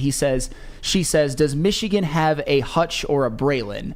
I would probably say the closest thing to a Hutch or a Braylon would be a Will Johnson. I think he's going to be a top 10 pick when he comes out in the draft. I don't know if they have one guy who is as good as those two, but those are some of the best Michigan players ever. And I think they have more depth, and I think they have more first-round talent than the teams that those guys were on. Me personally, I think this is the best Michigan team since '97. What about you, Kenji? You're a Michigan fan.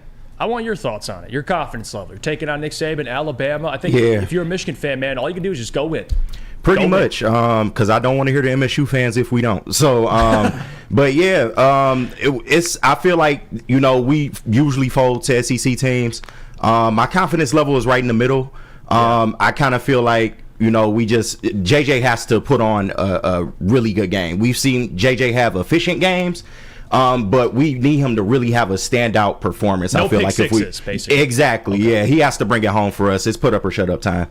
Yeah, and not worried actually says something in the chat. He mentions Dallas Turner, Chris Braswell, Kool-Aid McKinstry, Terrion Arnold, Michigan. I get it. Michigan lucky to score 17, and I've shouted out most of those guys, although I may have left out Chris Braswell and Terrion Arnold. I don't think they're quite as good as Turner and McKinstry. But yeah, Michigan, it is going to be tough for them to score. That's why I think they'll win off the backs of their defense. I think it's going to be a lower scoring game. I think Michigan, I don't want to give my score prediction right away, but I think it will be in the high teens, low 20s. I think it'll be a slugfest, and I think that's the type of game that this Michigan team is built to win against this Alabama team. You're going to have to win this game with your defense. Yes. I mean, of course, offense, Yes. but I'm with you, Sam. Yes. That defense can have to come play. I mean, you're the number one team in the country. Many have told me you have the best defense.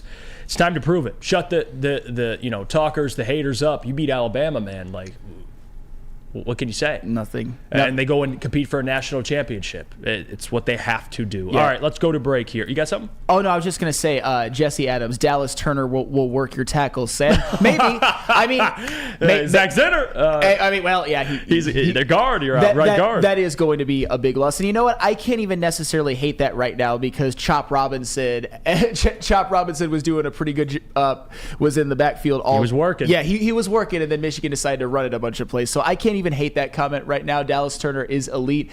I guess it's just time for Michigan to get practicing. They've got almost a month to prepare, but that's a fair point. That's something that Alabama can do that can wreck the game. I got to acknowledge that. You know what else could wreck the game? JJ cannot turn that ball over, man. No, he cannot. I agree. Cannot turn that foot, especially if it goes for 6. Cannot turn the football over. All right.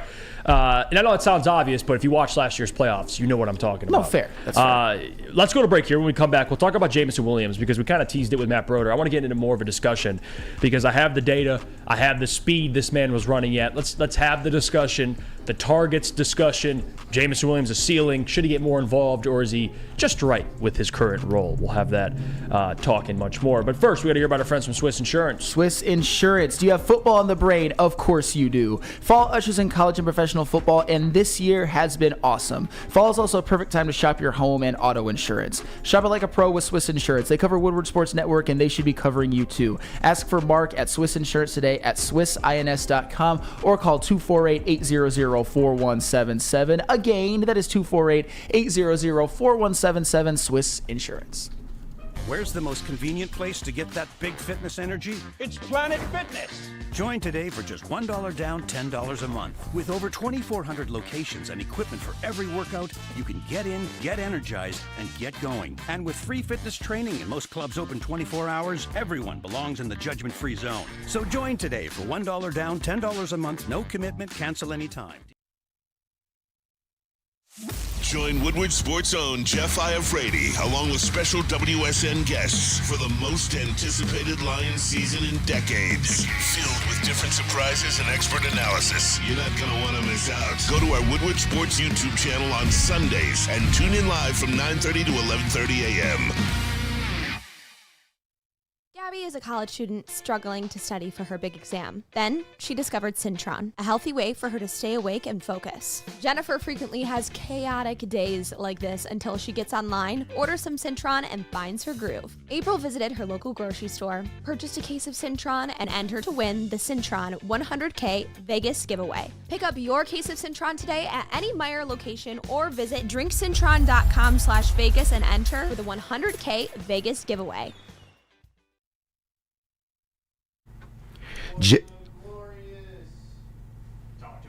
Yep. Just in time for football, Glorious Cannabis is dropping a new ice water bubble hash infused pre-roll called Honolulu Blue, my favorite color. It smells good. It looks like the first whiff of the first playoff game in 31 years. It's a gassy, aggressive strain named in honor of Detroit football. If you haven't had one of these ice water pre-rolls, you're missing out, man. Find them at Dispo Dispensary for 25% off. Check them out online at gloriouscanna.com. It's the Morning Woodward Show here on the Woodward Sports Network. Thank you guys for tuning in. Don't forget, if you can be so gracious in like the video, we're only 14 away. Or I'd be gracious if you like the video. We're 14 away from 100. Please do it. Help support the show, push us out the show, all that and much more. Let's get into Jameson Williams, man, because we didn't talk about it yesterday. We talked about it a little bit and of some of our takeaways. But I want to ask you, Sam Flannel, where you're at, because another touch from this man in the rushing attack, and this man scores. That's what he does. Didn't get a ton of targets in the past game. Caught one pass, and it was nice. I talked when we talked to Broder. I kind of mentioned this. I like how they're utilizing JMO. The route tree, because again, is he a guy that can be strictly a deep threat? Yes, he can. He's got. You see the speed. He had what was he running? 21, 22 miles per hour. I get all of that. But there's much more there with JMO. With how you utilize them, those deep crossers, drag routes, you can open up the route tree a little bit for this man. And if he shows he can be reliable in the passing game, Jared Goff has no option but to trust him. And he's shown he's been more trustworthy over the last couple of weeks.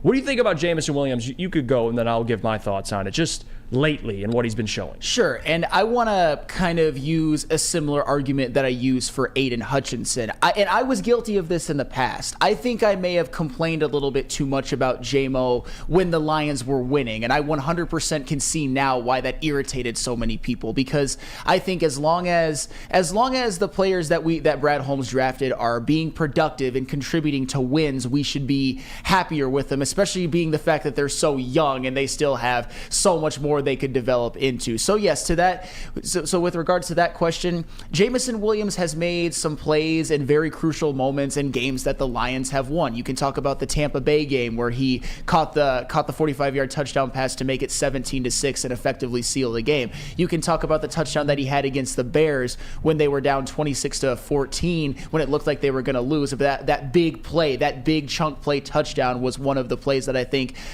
instilled belief that the Lions were going to win that game because they were able to score quickly and not take a lot of time off the clock. And then in this game against the Saints, coming off of that turnover, that unforced error by the Saints in which it looked like they had all the momentum, they fumbled the football away, but immediately they run that play to JMO. Great call by Ben Johnson, by the way. Great call. He looks just like a bat out of hell running into the end zone. I mean, he's made big time plays in big moments. Do I think he's lived up to the hype of being the number 12 overall pick?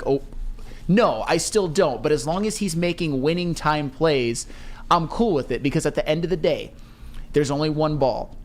Would we agree that Amon-Ra St. Brown at absolute worst is a top 10 receiver in the NFL? Yes. Maybe even top 7. Yes. Would we agree that at absolute worst, Sam Laporta is a top 5 tight end in the NFL, maybe even better? Yes. And do we agree that Jahmyr Gibbs and David Montgomery is the best backfield in the NFL? Yes. So as long as they're all functioning together as a unit, it doesn't matter how many touches Jameson Williams gets. As long as he contributes and the Lions are winning, I'm cool with it, and he has so far, so I got to give him credit for that. And I'll say this, too. You look at some of the plays this man has made. Chicago, they needed that touchdown he scored, Sam, to make the comeback and beat Absolutely. Chicago. You look at Tampa Bay, the touchdown he scored. That was the difference. Not saying it was a game winner, but, again, you won that game 20-6. He accounted for 7, or 6 if you want to go with just 6. That's fine. He makes big plays when it counts. And this is the thing, and Neil Rule brought this up yesterday, and this is where me and Neil Rule, very rare occurrence, but we can kind of kumbaya and kind of rejoice here, because he made a great point yesterday. And I know it sounds repetitive because Neil says it, but it makes so much sense. He has 33 targets in his career. He has 5 TDs. 4 TDs, excuse me. 33 targets, 4 TDs. This year, in 24 targets, he's caught 13 of them. So, again, would you like to see the targets increase? Of course, because I do think there's a lot there that we have not seen at JMO. We see the potential, but you can't deny the production. Like, 33 targets, 4 TDs. In, I believe, his entire career. Yes. Sam Flannel. He's a big play. Yeah. He's a big play waiting to happen. Now, it's hard when you have an Amon-Ra St. Brown, a Sam Laporta, like you said. Those guys are going to count for a ton of targets, a ton of production. But JB, one thing you can't take away from JMO is this God-given speed.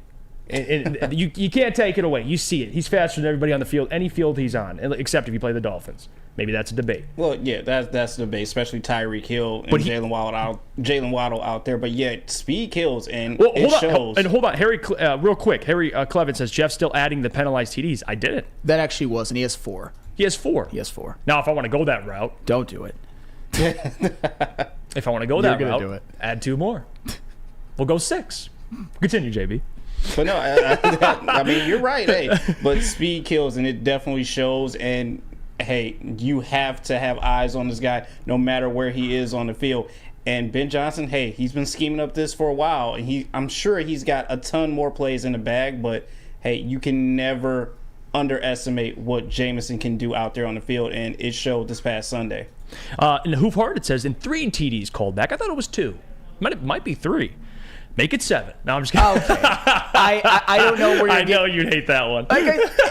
Guys, make it 7. Come on. I just gave Jameson Williams a ton of credit, and now you want to add phantom touchdowns because there I don't know where the 7th one is coming from. I know there's 2 that are called back. I only remember 2, but hey, Hoof Harded, we'll just go with you because again, that fits my narrative. So I'll add 3. No, he did have a third one out. 2 last year and 1 this year. I think it was in I can't remember what game, but it was like a screen end around type deal, kind of like what they did last week. But yeah, it got called back. I can't remember what game that was. I know Green Bay of last year on the road. It was a penalty on the offensive line that was called back, and then the Chargers TD. There might be another one. There is one from this year. I can't remember the opponent. It was at home. It was at home. I remember that. So, what do you think about that, Sam Flannel? Sprinkle that on his resume, huh? What he has actually done that counts to points and shows up in the stat sheet has been valuable to Lions wins. That's all I'm going to say to that. 33 targets, 4 TDs. Yeah. And the thing is, it does kind of bring the question, why isn't he getting the ball more? But as I said before, and as much as I would like to see it because he is electric, the Lions do have, I would say, even a better offensive personnel than maybe we even thought going into the season. Certainly nobody thought that Sam Laporta was going to be fighting for an all-pro spot as a tight end. Amon-Ra St. Brown, I think, has even been better than we expected. And even if you want to include Josh Reynolds, who has fallen off at the beginning of the year, particularly when Jameson Williams was suspended, and when the first games of him coming back, he was valuable as well. And of course, you talk about that backfield behind that offensive line. So as long as Jameson Williams gets the target, makes big plays in big moments, and the Lions keep winning, I'm cool with it. He's basically becoming I would say, a poor man's Deshaun Jackson at this point. I just don't know how well, and this is something that I think would have to be figured out over the rest of the season and maybe even next year. We'll see. But Jared Goff, the type of quarterback he is, it makes sense why Laporta and Amon-Ra St. Brown are his 2 favorite targets. That's actually very true. Because of the type of quarterback he is. And that's not a shot at Jared. That's just the truth. I think the play style in which JMO, the type of receiver he is, I worry if the Jared to JMO thing can be as dynamic as even maybe a Matt Broder believes. Because I do believe it could be dynamic. But I just don't know with Jared Goff's play style. He's not a guy that's going to, risk it. He's not a guy that's going to just say, F it. JMO's down there somewhere. No. Unless he's wide open. Like you saw the throw Jake Browning made. I'm not comparing Jake Browning to Jared Goff. Please stay with me here. But I don't want to go there. But there was a throw that Jake Browning made last night to Jamar Chase. And Jamar had about an inch of room. He was open. About an inch. And that's how the NFL works. And Jake Browning just threw it up. And Jamar came down with it. Now, Jamar is not Jameson Williams, but my point is I just don't see Jared trying to attempt that type of throw with JMO. Like, there's about an inch or 2 of space. Go get it. Yeah. I think it would have to be JMO wide open for Jared to throw this man the ball downfield. So that's my other concern. You're right. We all agree he needs more targets. But is Jared the right quarterback to kind of unlock J-Mo? I'm not sure about that. That's why I like how they're utilizing J-Mo now. Drag routes, deep crossers, slants, whatever it is. Comeback route. Just get J-Mo the ball. It doesn't have to look pretty.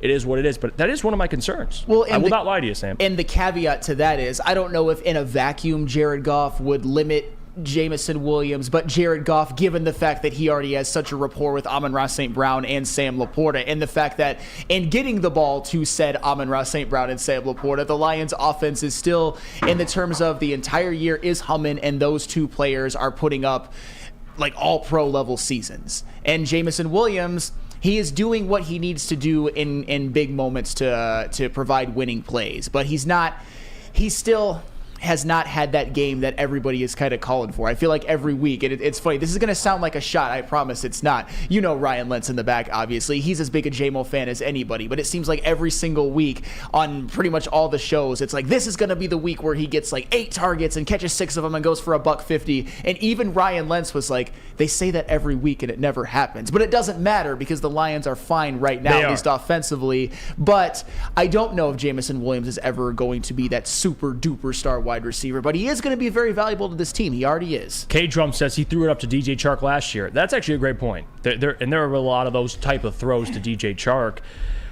I just would like to see J-Mo get a couple of those, JB. That's all. Maybe they're too, but come on, we're still winning. Like, there's no complaints right now. I know we want to see more targets go to J-Mo. Like, hey, we drafted him for the reason, for his speed, to see we've seen him from in Alabama in the NFL now. But hey, as long as we're winning, that's the only thing that really should matter right now.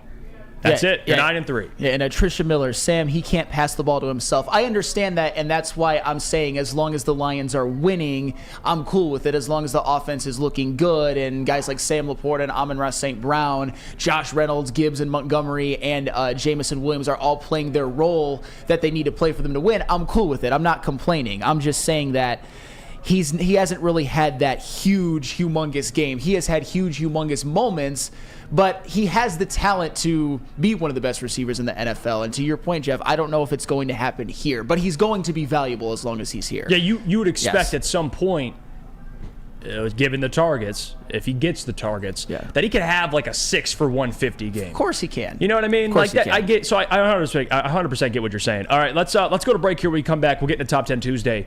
I can't wait to see where he has the Lions, where he has the Dallas Cowboys, where he has the Chiefs. Let's line them up and see. And you guys can react to them. JB, Ken G, you guys give your thoughts on our list. If you hate it, you love it, share your thoughts with it. All right, let's go to break.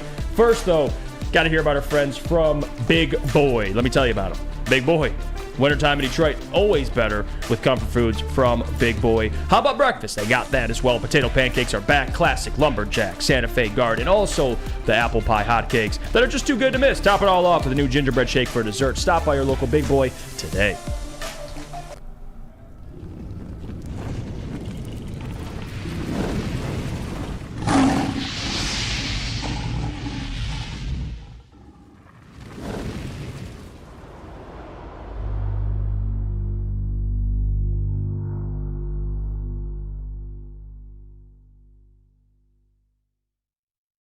Stop searching for a vehicle and start finding one.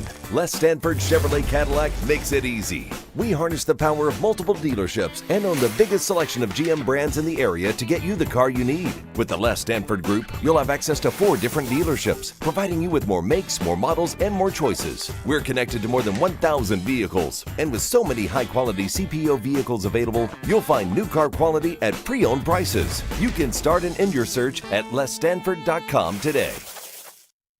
Where's the most convenient place to get that big fitness energy? It's Planet Fitness. Join today for just $1 down, $10 a month. With over 2,400 locations and equipment for every workout, you can get in, get energized, and get going. And with free fitness training and most clubs open 24 hours, everyone belongs in the judgment-free zone. So join today for $1 down, $10 a month, no commitment, cancel anytime.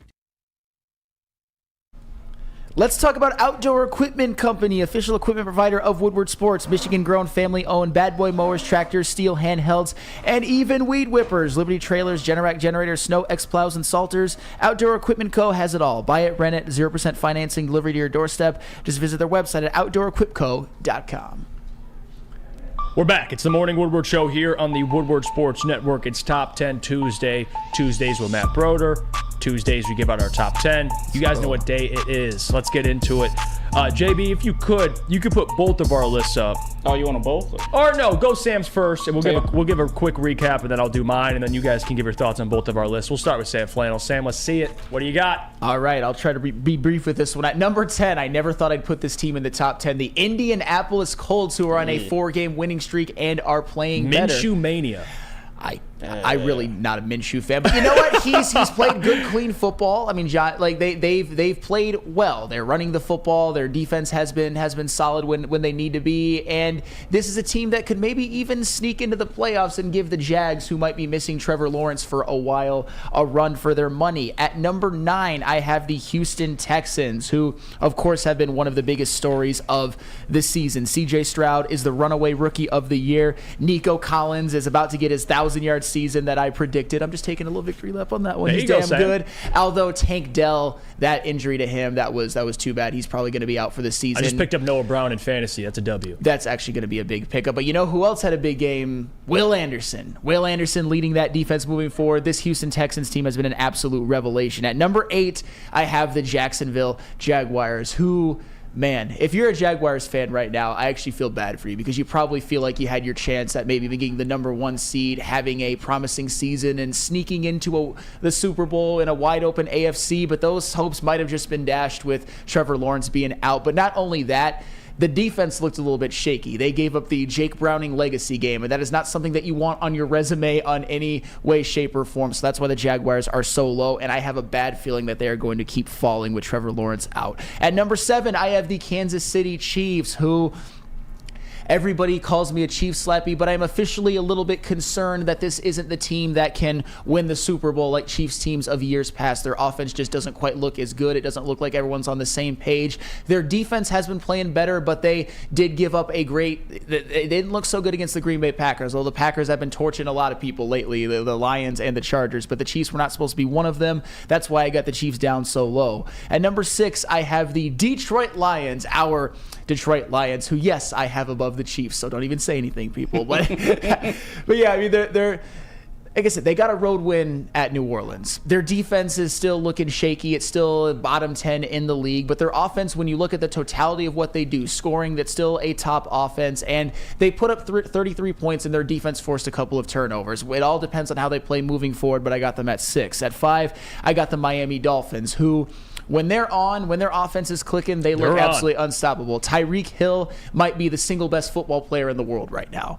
He might win MVP as a wide receiver. He's been absolutely dominant. Tua Tagovailoa, I'll give him credit. I'm not a huge fan of his, but he does throw a beautiful deep ball when Tyreek Hill does get open. And their defense, if they do just enough, I think this is a team that can stack up some wins and maybe get a home playoff game or two. And in that scenario, they are dangerous. At number 4, the Baltimore Ravens, a team that they obviously have a lot of good players on their defensive line, their linebacking core. This is a very, very talented team. Lamar Jackson is having a good year. It just depends on if they can get the run game going with anyone other than Lamar, but they've done that at times, and if the weapons can step up. Guys like Odell Beckham, who has shown more as of lately, especially with Mark Andrews being out for this season. At number 3, the Dallas Cowboys. The Cowboys... They finally got that win against a good team. They beat the Seahawks. This was a game in which the Cowboys defense did not show up, but the offense, they were just slinging it all up and down the field. Dak Prescott had a hell of a game. CeeDee Lamb is one of the best receivers in the NFL, and it looks like Tony Pollard is getting going a little bit. And oh, by the way, a little under the radar thing, bounce back season from future Hall of Fame tackle Tyron Smith. He has been balling this year. He was Trent Williams before Trent Williams. Cowboys number 3. At number 2, I have the Eagles. They've been at my number 1 for a very, very long time, but I just can't put them there after that. I would say borderline humiliating loss to the San Francisco 49ers, in which the 49ers sunned them and clearly took the top spot, which I'll get to in a second. But that secondary has just been leaky all year long, and it just doesn't seem to get much better. They have some flashes, but they did not play well against the Eagles. And you know who else did not play well? That pass rush and that defensive line, which has been pretty solid for them all year. But if that's a concern for the Eagles, it could be a quick exit in the playoffs. We shall see. At number 1, San Francisco 49ers. Do I really have to say a whole lot about them? They went into the Eagles and basically waxed them. Best team in football. Best team in football, no doubt about it. They are Madden 99. They are the juggernaut. They are the super team right now. You can't. It's going to be hard to beat that team. Now, it's time for my list, the correct list. Kenji, I need a beat if you got one. Let's get into it. Let me tell you why. Let me give you the right list right here. Okay, All right, there you right go. Look at list. that. Ooh, my goodness. Number 10. You damn straight. Green Bay Packers. I'm going there. They're 6-6. The Colts have a better record. Look at the last 2 wins from the Packers. They beat the Chiefs. They beat the Lions. You kidding me? And they beat the Chargers, who are mid as hell. But after that, the last 2 wins from the Packers, impressive. They deserve to be top 10. They just do. Number 9, the Houston Texans. We agree there, Sam. You can't argue much. They have a winning record. C.J. Stroud is a dog. DeMeco Ryans. He's in that Coach of the Year race. Absolutely, dude. I'm telling you, 1000% he's in the discussion to win it, not just in the race as in like top 3. Might be the front runner. Could be the front runner. I don't hate that at all. 8, Jacksonville Jaguars. They fall. The team I thought would make the AFC Championship game. My MVP Trevor Lawrence. That is over. It's been over. But the Jacksonville Jaguars at least making a run. That might be over as well. But they're still a top 10 team. They're 8-4. They're holding on. But I'm going to put the Chiefs above them. I'm putting your Chiefs above them. I have to. Even though they lost to the Packers and it's not looking great, I'm still putting the Chiefs at 7 for me, above the rest of the pack there. Detroit Lions coming at 6. They're 9-3. It's all you can ask for. They're a top 6 team in the NFL. If you look at this list, I mean, up until Jacksonville, because I don't think Jacksonville's winning the Super Bowl. Like, look at all the teams that are going to be that are going to compete for a Super Bowl. I mean, San Francisco, Philly, Baltimore, Miami, Dallas, Detroit, Kansas City. 7 teams, man. There's a lot of teams that are going to be in this race. Number 5, I'm going to go to the Dallas Cowboys. They're 9-3. They look good. They haven't beaten a quality opponent, but we'll see. They have the Eagles coming up. So the Seahawks aren't quality anymore. Ask the Lions if they're quality. They're a tough team. Just saying. They're a tough team, but come on. That defense did not look like the Dallas defense that was advertised. That's what I'll go. Fair. Because you are right. Dak Prescott, I can't really question. You know how I like to question him. I can't. He's playing well. Number 4, the Miami Dolphins, a team that struggles to win on the road. They're still a good team. And you made a great point when you said this, Sam. When they're on, they're on. That Miami offense, it's tough to stop. Tyreek Hill, you can't guard him. You just can't. It's impossible. You have to send 3 dudes at him, and if you do, Jalen Waddle's going to catch 6 passes. So it is what it is. Number 3, the Baltimore Ravens. That's a championship defense, man. I like the Baltimore Ravens a lot. I know people would watch the Chargers game and go, Are there concerns? Are there concerns that Mark Andrews could miss the season? Yeah, there are. But that defense will keep them in every game, I promise you. And Lamar Jackson, we'll see the lack of playoff success. I get all of that. But my hope, my belief with the Ravens, it starts with that defense. It starts at Roquan Smith. It starts with a team that's up there in the NFL in sacks. Hell of a defense. And they have a great coach in John Harbaugh. Number 2, Philadelphia Eagles. I'm with you, Sam. They're not the best team. They have the best record, but there's too many questions. That secondary, suspect. It just is. And Jalen Hurts and the Eagles over the last couple of games have not looked their best, and it caught up to them. They played a ton of games in a short period of time, and the San Francisco 49ers absolutely stomped them out. So, you know who I have at 1? Best team in football. By I wouldn't say a wide margin, but a decent margin. The 49ers are the best team. Name me a weakness. The secondary? Probably, if there was one. But they're better than the Eagles in their secondary. Yeah, they are. So it's tough. I mean, they missed Tufanga for the season, but the 49ers are dogs. And it's going to be hard to stop that team. Anyone in the NFC, that's the team to beat to me. But that's my top 10 list. JB, Kenji, what do you think? I'll let Kenji go first on this one here. I'll put both of the lists up together. Anything you nitpick, Kenji? Any team you like, any team you don't like? Okay. If I have to go grades, Jeff, you get an A. I like the list. I'm not mad at the Green Bay Packers being thrown in there, although I don't think they deserve to be in there. That's fair. They got a couple of impressive victories as of late. They coming on strong. But I got to give Flannel an A-. The only reason I would just personal bias because I don't like the Cowboys. I'm putting the Ravens above the Cowboys. But besides that, I think you got the rest of the list right. But I got to go with Jeff on this one. I appreciate that, Ken. The thing is that I am fully aware that this anybody who's not a Cowboys fan kind of has Cowboys derangement syndrome. And I'm not a Cowboys fan for the record. I'm one of those people. I know you are. I work with you every day. Of course I know that. I mean, you're king of that. But and for the record, I'm not like a Cowboys admirer or anything like that. I just think that this team is different. I mean, a guy like Micah Parsons is a special franchise-changing player. A guy like Deron Bland having the season that he's having is franchise-changing. And, of course, Dak Prescott, I think he's gotten a little bit too overhated. And even CeeDee Lamb, people were acting like calling him in the same league as Amon-Ra St. Brown was blasphemous. It's not blasphemous. And that's why I feel like I've had to defend the Cowboys against the over-hating, if that makes sense. But if you hate the Cowboys, I don't blame you. I used to. Not anymore. And is that fair to bring that up, JB? Like, I want your thoughts. The whole Cowboys thing, because they're a part of it where, it's my shtick. I hate the Cowboys. I don't like that. I just don't believe in it. I don't believe in it. Late season Cowboys, that's a whole different Cowboys team. I just don't believe in it. It is. Kenji, it's fugazi a little bit. We get sold this product of 12, 13 wins every single year, and they fall short every single year. So there's part of that, but the other part of it is I just hate the Cowboys, JB. But where are you at with the Cowboys' respect this year? You think you're a serious team now? Well, or the Cowboys of the past? I'll put this list back up. This is still the Cowboys of the past. And look, I'm going to be fair. I know Kenji picked Jeff's list, but honestly, I'm going to side with Flannel's list, if I'm being honest. Although I will say you have the Cowboys way too high. I'm dropping them to at least a 5 or 6 right there. And Jeff, I'm sorry, but fuck the Packers. We do not put the Packers on this list. This is terrible. No, do not put the Packers on this list. But yeah, this Dallas team, I don't know. Seeing them go match up against the Seahawks and them going head to head, it was like, hey, this is a tough matchup that somehow, I don't know, the Seahawks looked like they were kind of pulling out a win on this one. The Seahawks, the team everyone is so scared of. Oh my God. That's true. That's fair, JB. No. To see Dallas like almost lose to the Seahawks, it's like, come on, what are we doing here with this?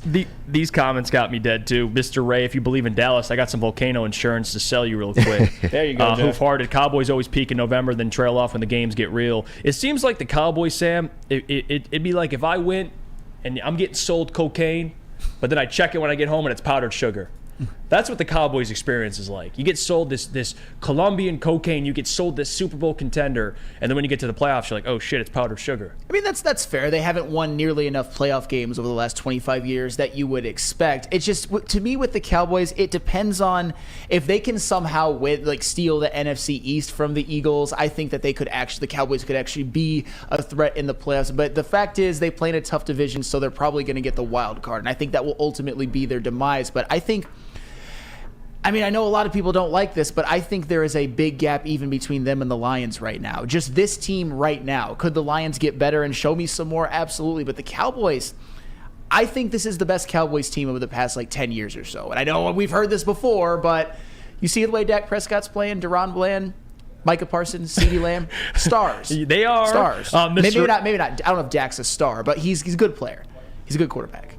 So he's not a star, but he's an MVP candidate. Well, if he Pick wins, one, Sam Flannel. If he wins the MVP, he's a star. Okay. If he wins the MVP, he's a star. All right. Okay. All right. Some of these comments coming in. Mr. Ray says, selling you sage in a bag when you order Dispo. That's as of right now. That's fair. You go to Dispo, you leave with sage. I'd be pissed. I 100%. I agree with that one. Brad Hendricks, it's good to date a Cowboys fan. They're always loyal and they don't expect a ring. I feel like that's kind of dating a Lions fan to some extent. Well, why are Lions fans feel like it's open season on the Cowboys? The Dallas Cowboys have won 5 Super Bowls in their history. I know the last one. When was that history? Talk to me. The 90s and the 70s. Okay. Well, hey. They've won a Super We've been to the same amount of NFC championships since the 90s. I know. But Come on, Sam. Come on. No, that's true. I always like to point out, too, to Lindsey Hunter that the Cowboys have won a Super Bowl more recently than the 49ers. That's actually also fact. Nobody would ever believe you, but it's fact. I can't argue that one. I'm not going to lie to you. Well, some people chiming in now. I want to read some of the comments because people talk about the Packers. Paul Miller, I'm worried about the Packers. They have an easy schedule coming up. They could catch the Lions. Vikings, I'm not worried about, especially since we play them twice. And Paul isn't actually far off on that. And I'll give you the Green Bay Packers schedule. They are on the road next week to the Giants. Come on. Yeah, I love my guy, Tommy DeVito. The heart and pride of New York. He's not my fellow Italian, the heart and pride of New York City. I bet his mother makes great lasagna, but they're gonna lose next week. Probably. It is what it is. They face Tampa Bay at home in Lambeau. Could win that game. They're on the road to Carolina, on the road to the Vikings, and then they take on the Bears. Dude, they could win out. They could win out, Sam. They're not. They won't. Right? I don't think they'll have to drop one, but they'll be 10-7 then. Probably. I mean, I thought the Packers would be the number 2 team in the NFC North before the season. I didn't know how good Jordan Love would look. I thought he would just be decent. He's looked actually better than I even expected. But the Packers, man, we always knew they had a good roster. Now the Vikings, I didn't expect Kirk Cousins to, tear his Achilles. Sure. But I'm with him. I think the Packers, man, they're easily could win 10 games at least. Well, yeah, and maybe 11 if they go undefeated the rest of the year. And like Booner's chiming in the chat as well to kind of just show how the Packers have put themselves in a hole. I don't think that the Packers are going to catch the Lions for the division. You know or what? anything. I'm glad you brought that up because that part of the comment I do not agree with. I think the Lions beat the Bears and they'll pretty much have this thing locked up. Yeah, I think the Lions are ultimately going 12-5, and that's and by definition, the Packers, the best they can do is 11-6. And even though they have what we would call a light schedule, I don't necessarily think at the Giants or home versus Buccaneers. I could see them losing one of those two. I don't think the Packers are a type of team that are built to go on what would become an 8-game winning streak to close the season. They were 3-6 at one point, so kudos to them for coming back. But I don't think they're going to steal the division from the Lions. I think the Lions have this one locked up. Dorian says, Jeff, can I be your Coke dealer? I do not do Coke, so no. Damn. That was an analogy. Dorian's outing himself. Now, when we get to the draft, there potentially could be some cocaine that the Lions need to draft, and we'll have that discussion. Shout out to Adam Bay Dude. But no, no cocaine. No. That was just an analogy. David Witt says Jeff's a narc. I am not. All right, let's Wait, exactly what a narc would say. Yeah, that's true, JB. Damn it. All right, let's get out of here. Dan Wood says Jeff has a Busch Light commercial scheduled after the show. Oh my gosh, that is funny. All right, let's get out. Let's go to break. Like I said, when we come back, we'll get to what's trending with JB and much more. But first, we got to hear about our friends from Guardian Alarm. Guardian Alarm. Hey, I'll tell you what, Guardian Alarm, I'll take them over the Dallas Cowboys defense. Oh, well, Looks soft against the Seahawks. Oh, because the Guardian Alarm defense, I would take that over even the 85 Bears because it's Guardian Alarm, the best security you could want. And let Guardian Alarm offer you customized solutions from real experts. Our professional technicians take the time to recommend security and automation solutions specific to your needs. 24/7 professional monitoring. Call us anytime, day or night, and know that a Guardian team member will stay on the phone as long as needed. Technology backed by people. Your safety and security deserves technology that's been proven to work and people have been proven to care. Call 1-800-STAY-OUT. That's 1-800-STAY-OUT. Guardian Alarm, your local security experts.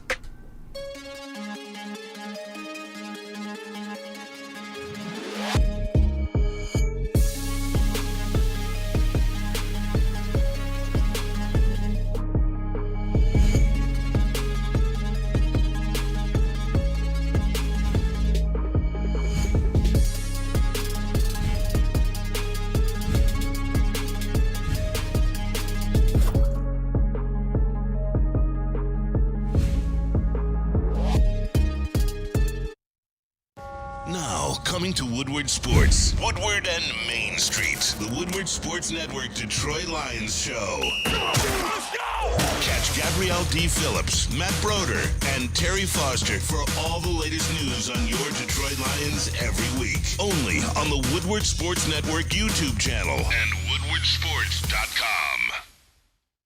At work and at home, we're there with smarter security solutions.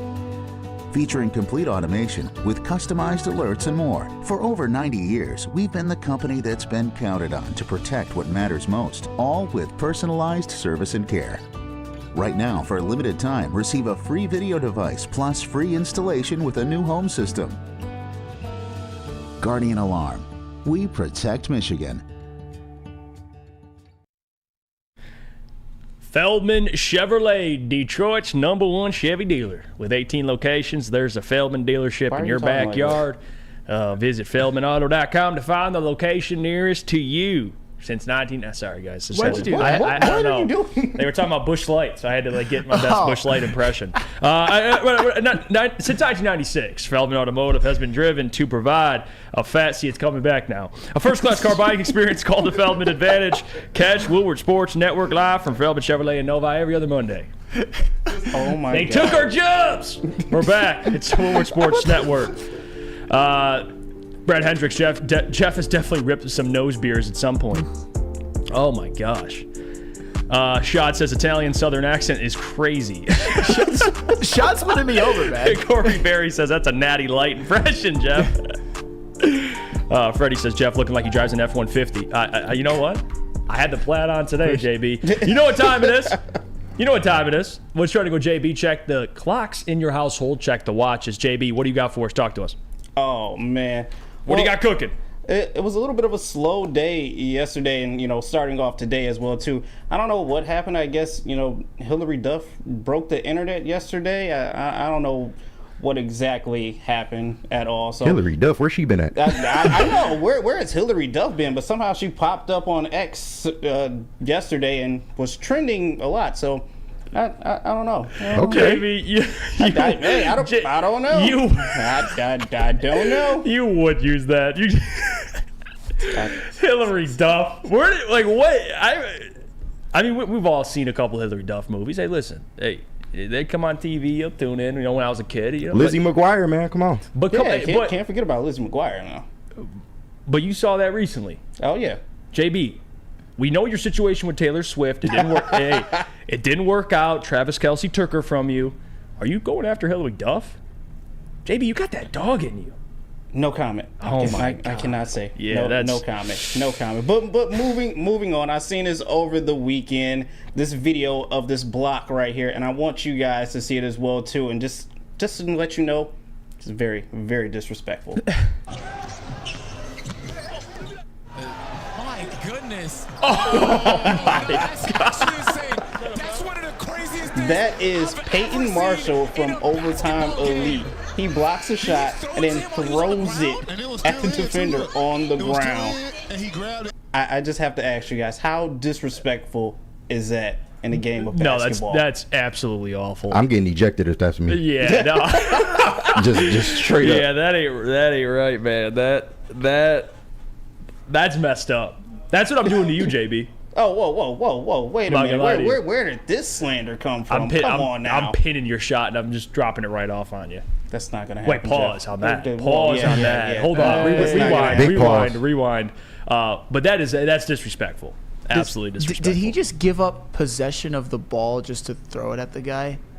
Well, no, because he was still Did he go out of bounds? Yeah, so he was out of bounds, so he just basically threw it on him. So, I mean, it's still a turnover, and they still get the ball back. Okay, all right. I was about to say. Shad says, that's a Piston. Yeah. Bring him home. A Piston. Who is that? Bring him home. Bring him home. Peyton Marshall, everybody. Whoever he does, bring him home. Peyton Marshall. And lastly, I just got to say this because yesterday was actually a very good day for a certain part. I have to quote the great poet of Meek Mills when he said, I used to pray for times like this, to rhyme like this. So I had to grind like that just to shine like this. Because Preach, bro, preach. Because we got this.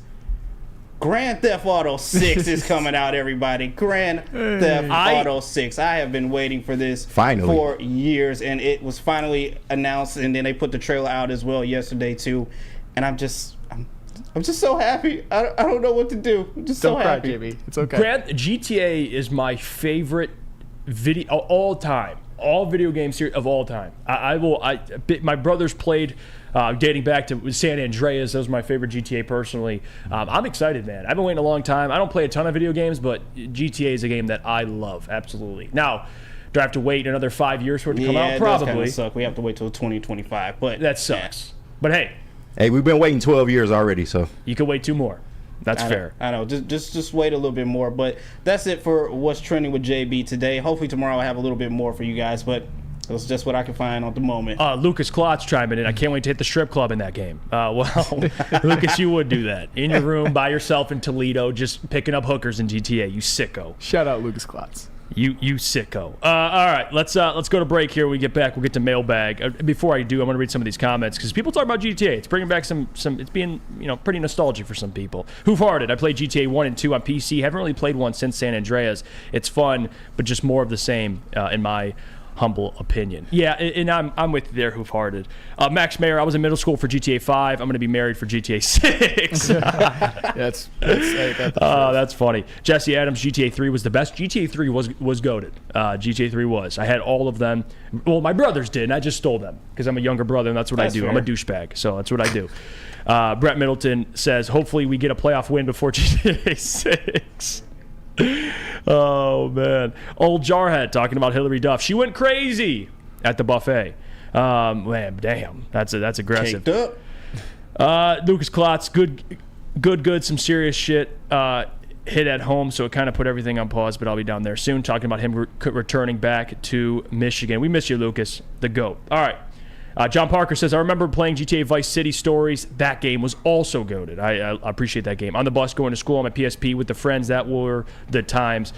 Man, I forgot about GTA Vice City Stories. I forgot about PSP, man. Yeah, Jesus, PSP. I'm getting old, man. Jesus when Christ. they first came out, the fact that you could play PlayStation anywhere you went. That was impressive. Yeah. Game changer. Oh, yeah. An absolute game changer. It changed everything. Came a long way from the PlayStation 1. For real. Oh, yeah. For JB, real. you're old enough to remember those. I remember the PlayStation 1, man. Yeah. We have upgraded far from there. Yes. I still, dude, sometimes if discs don't work, although there's no discs anymore, really, you buy all my games on the PS5, They're all store. digital, yeah. But man, you had to clean them off, use toothpaste, get a little bit of alcohol, if you was trying to get freaky with it. You gotta get skipping and stuff. Nintendo 64, take it out, blow it on it, put it back in. I remember those days. They don't remember those days. All right. Let's go to break here. When we come back, we'll get to mailbag. Get your questions ready, Lions related, Michigan related, anything you guys want to ask. We'll answer as many questions as we can. But we got to hear about our friends from Dispo. Yes, experience Dispo Romeo, a team that curates an exclusive atmosphere mixed with fresh inventory from Michigan's largest variety of products. The first ever cannabis mall of its kind is conveniently located off of Van Dyke and 32 Mile Road in Romeo. Dispo Romeo is now open late night until midnight every day except Sunday. Can it get any better than that? Dispo Dispensary, DispoShops.com, your local cannabis plug. Brace yourselves, Detroit. As the sun begins to set, two of Woodward Sports' brightest young stars will be taking the mic for a brand new show. Woodward Nights with Booner and Broder. The dog days in Detroit are over, and the boys are unleashed. Join in on the banter and hop on the bandwagon of the #1 night show on the internet. Tune into the Woodward Sports YouTube channel every weeknight from 8 to 10 p.m. Woodward Nights with Booner and Broder. Come to Lady Jane's for an award-winning haircut experience and register for a once-in-a-lifetime opportunity to win an all-expenses-paid suite for the 2024 NCAA tournament for you and 5 of your best buds. Lady Jane's open 7 days a week. Walk in anytime. It's wicked awesome. Join Woodward Sports' own Jeff Iafrate, along with special WSN guests for the most anticipated Lions season in decades. Filled with different surprises and expert analysis. You're not going to want to miss out. Go to our Woodward Sports YouTube channel on Sundays and tune in live from 9:30 to 11:30 a.m.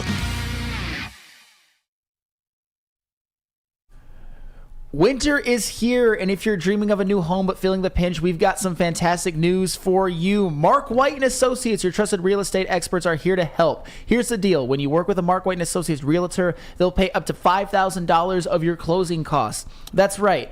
Buying a home just got a whole lot easier. Imagine having an extra $5,000 in your pocket this winter. With years of experience and a commitment to making your dreams a reality, Mark White and Associates are your go-to team for all things real estate. This incredible opportunity won't last forever. Call Mark White and Associates today at 248-290-8242 and let them make your winter home buying dreams come true. Visit their website, markwhitesales.com, or call them at 248-290-8242 to hear the full terms of this offer and begin your home search today. We're back. It's the Morning Woodward Show here on the Woodward Sports Network. Let's get in the mailbag. Dante starting us off. Anyone remember ESPN NFL 2K?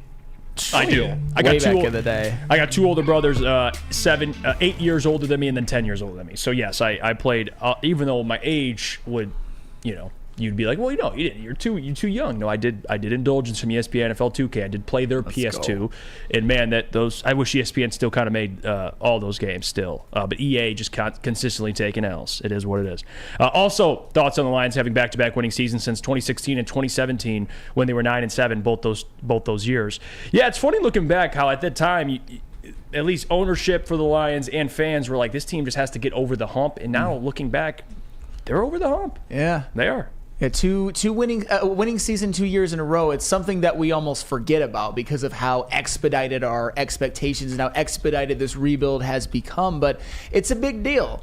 And we're going to talk about this as, I think when it's all said and done, we might be talking at this as the best season in the Super Bowl era for the Lions. Maybe, even if with one playoff win, you could probably say that. No question. Let's get to this question. Eduardo, mailbag thoughts on this. Lions need to adapt the 2016 Cowboys mentality. They had a crap defense, but because of their offense, they had 35-plus minute time of possession. The defense was rarely exposed.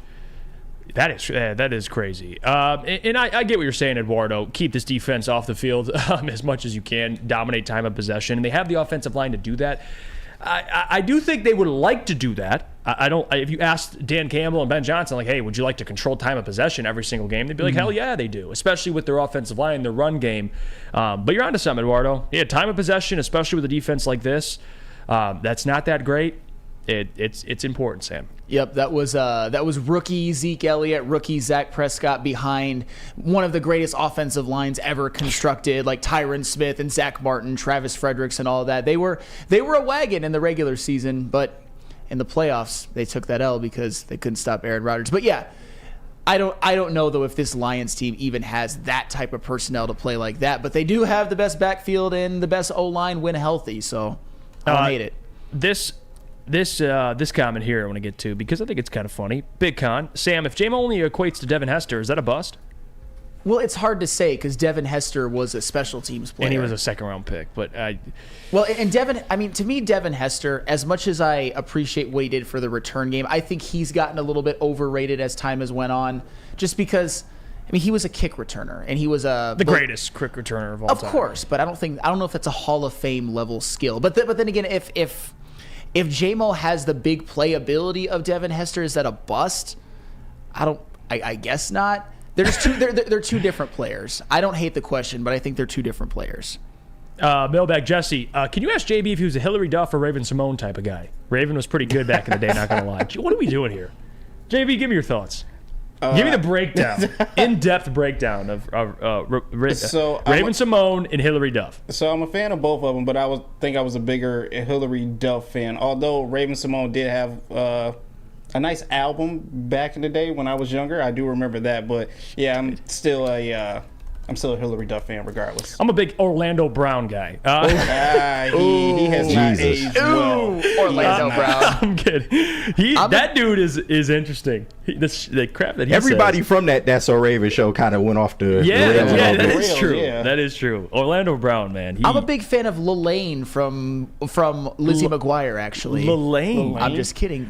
That was the actress's name. Look it up. Her friend. I remember no other characters except Hillary Duff. Or like Gordo or whatever. I'm a big fan of the actor that played Gordo. Big fan. Jonesy, mailbag. What are our thoughts on a potential playoff matchup with Matt Stafford and the Rams? I would love that. I would.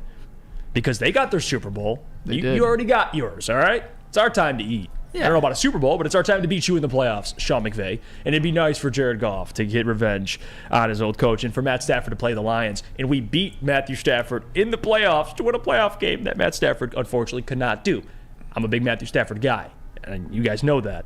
But I would love that. In terms of like the storyline, Sam, I'm all for it. That would be a fantastic playoff win for the Lions, especially if it was their first one since '91. But I'll tell you what, I would be a little bit nervous. And oh, by the way, guys, Lelaine. I knew it was the actress who played Miranda and Lizzie McGuire. Yeah, Lelaine. I think she said like one name. Chef Talk says That's So Raven Cast was definitely doing Jeff's coke together. Jesus, man, why is it my coke, Chef? What are you doing, man? Detroit Dabber 313. Have you been to the White House lately, Jeff? Was that you? No, I have not. No, that's messed up. I got to read this from Detroit Dabber. Sam is a big beans from even Stephen Scott. Are you? Jesus. Are you, Sam? Look. Oh, here we go. There's more comments coming in. I think this comment is funny. And I'll read this one. Herb Nash, can Bruce Irvin catch Hutch in sacks? Oh, stop it. Stop it.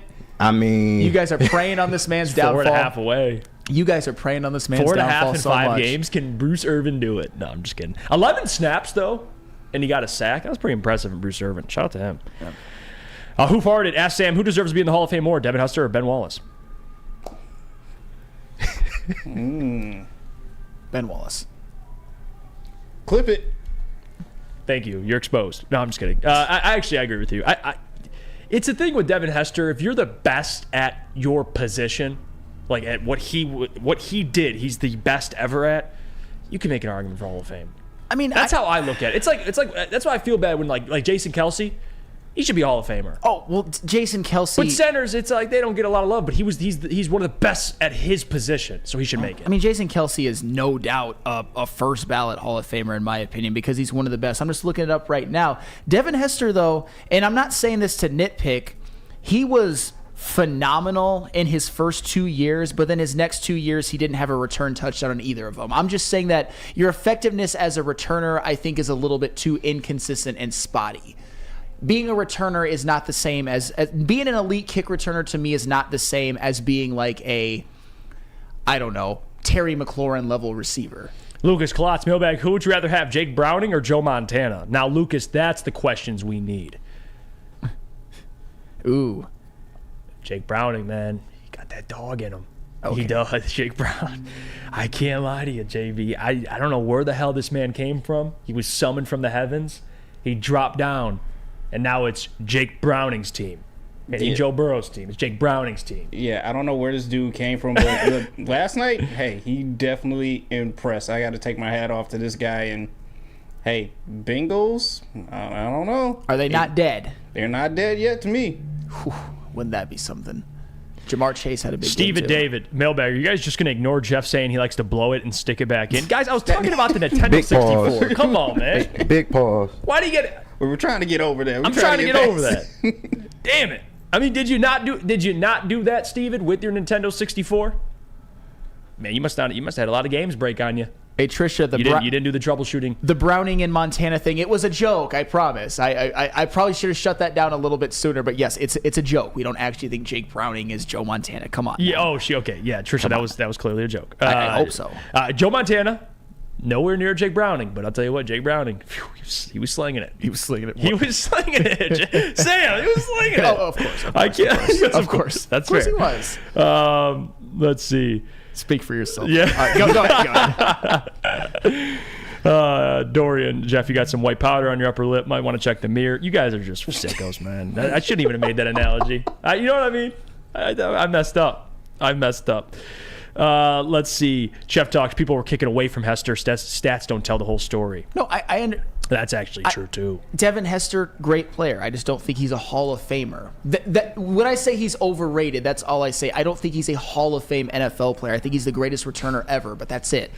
Shot says, what was he slinging, Jeff? All right, let's get out of here. You guys, you know what? We're getting out of here, Shot. You said it, you SOB. All right, let's get out of here. Appreciate you guys, seriously, for everything. Your support, tuning into the show. It was a fun one today. Don't forget, rest of the week, probably towards the back half of the week, we'll start breaking down Lions Bears. Not great weather expected. Oh, boy. I can't wait to get Booner's legacy player because I got to win some bread here, and I'm relying on Booner this week.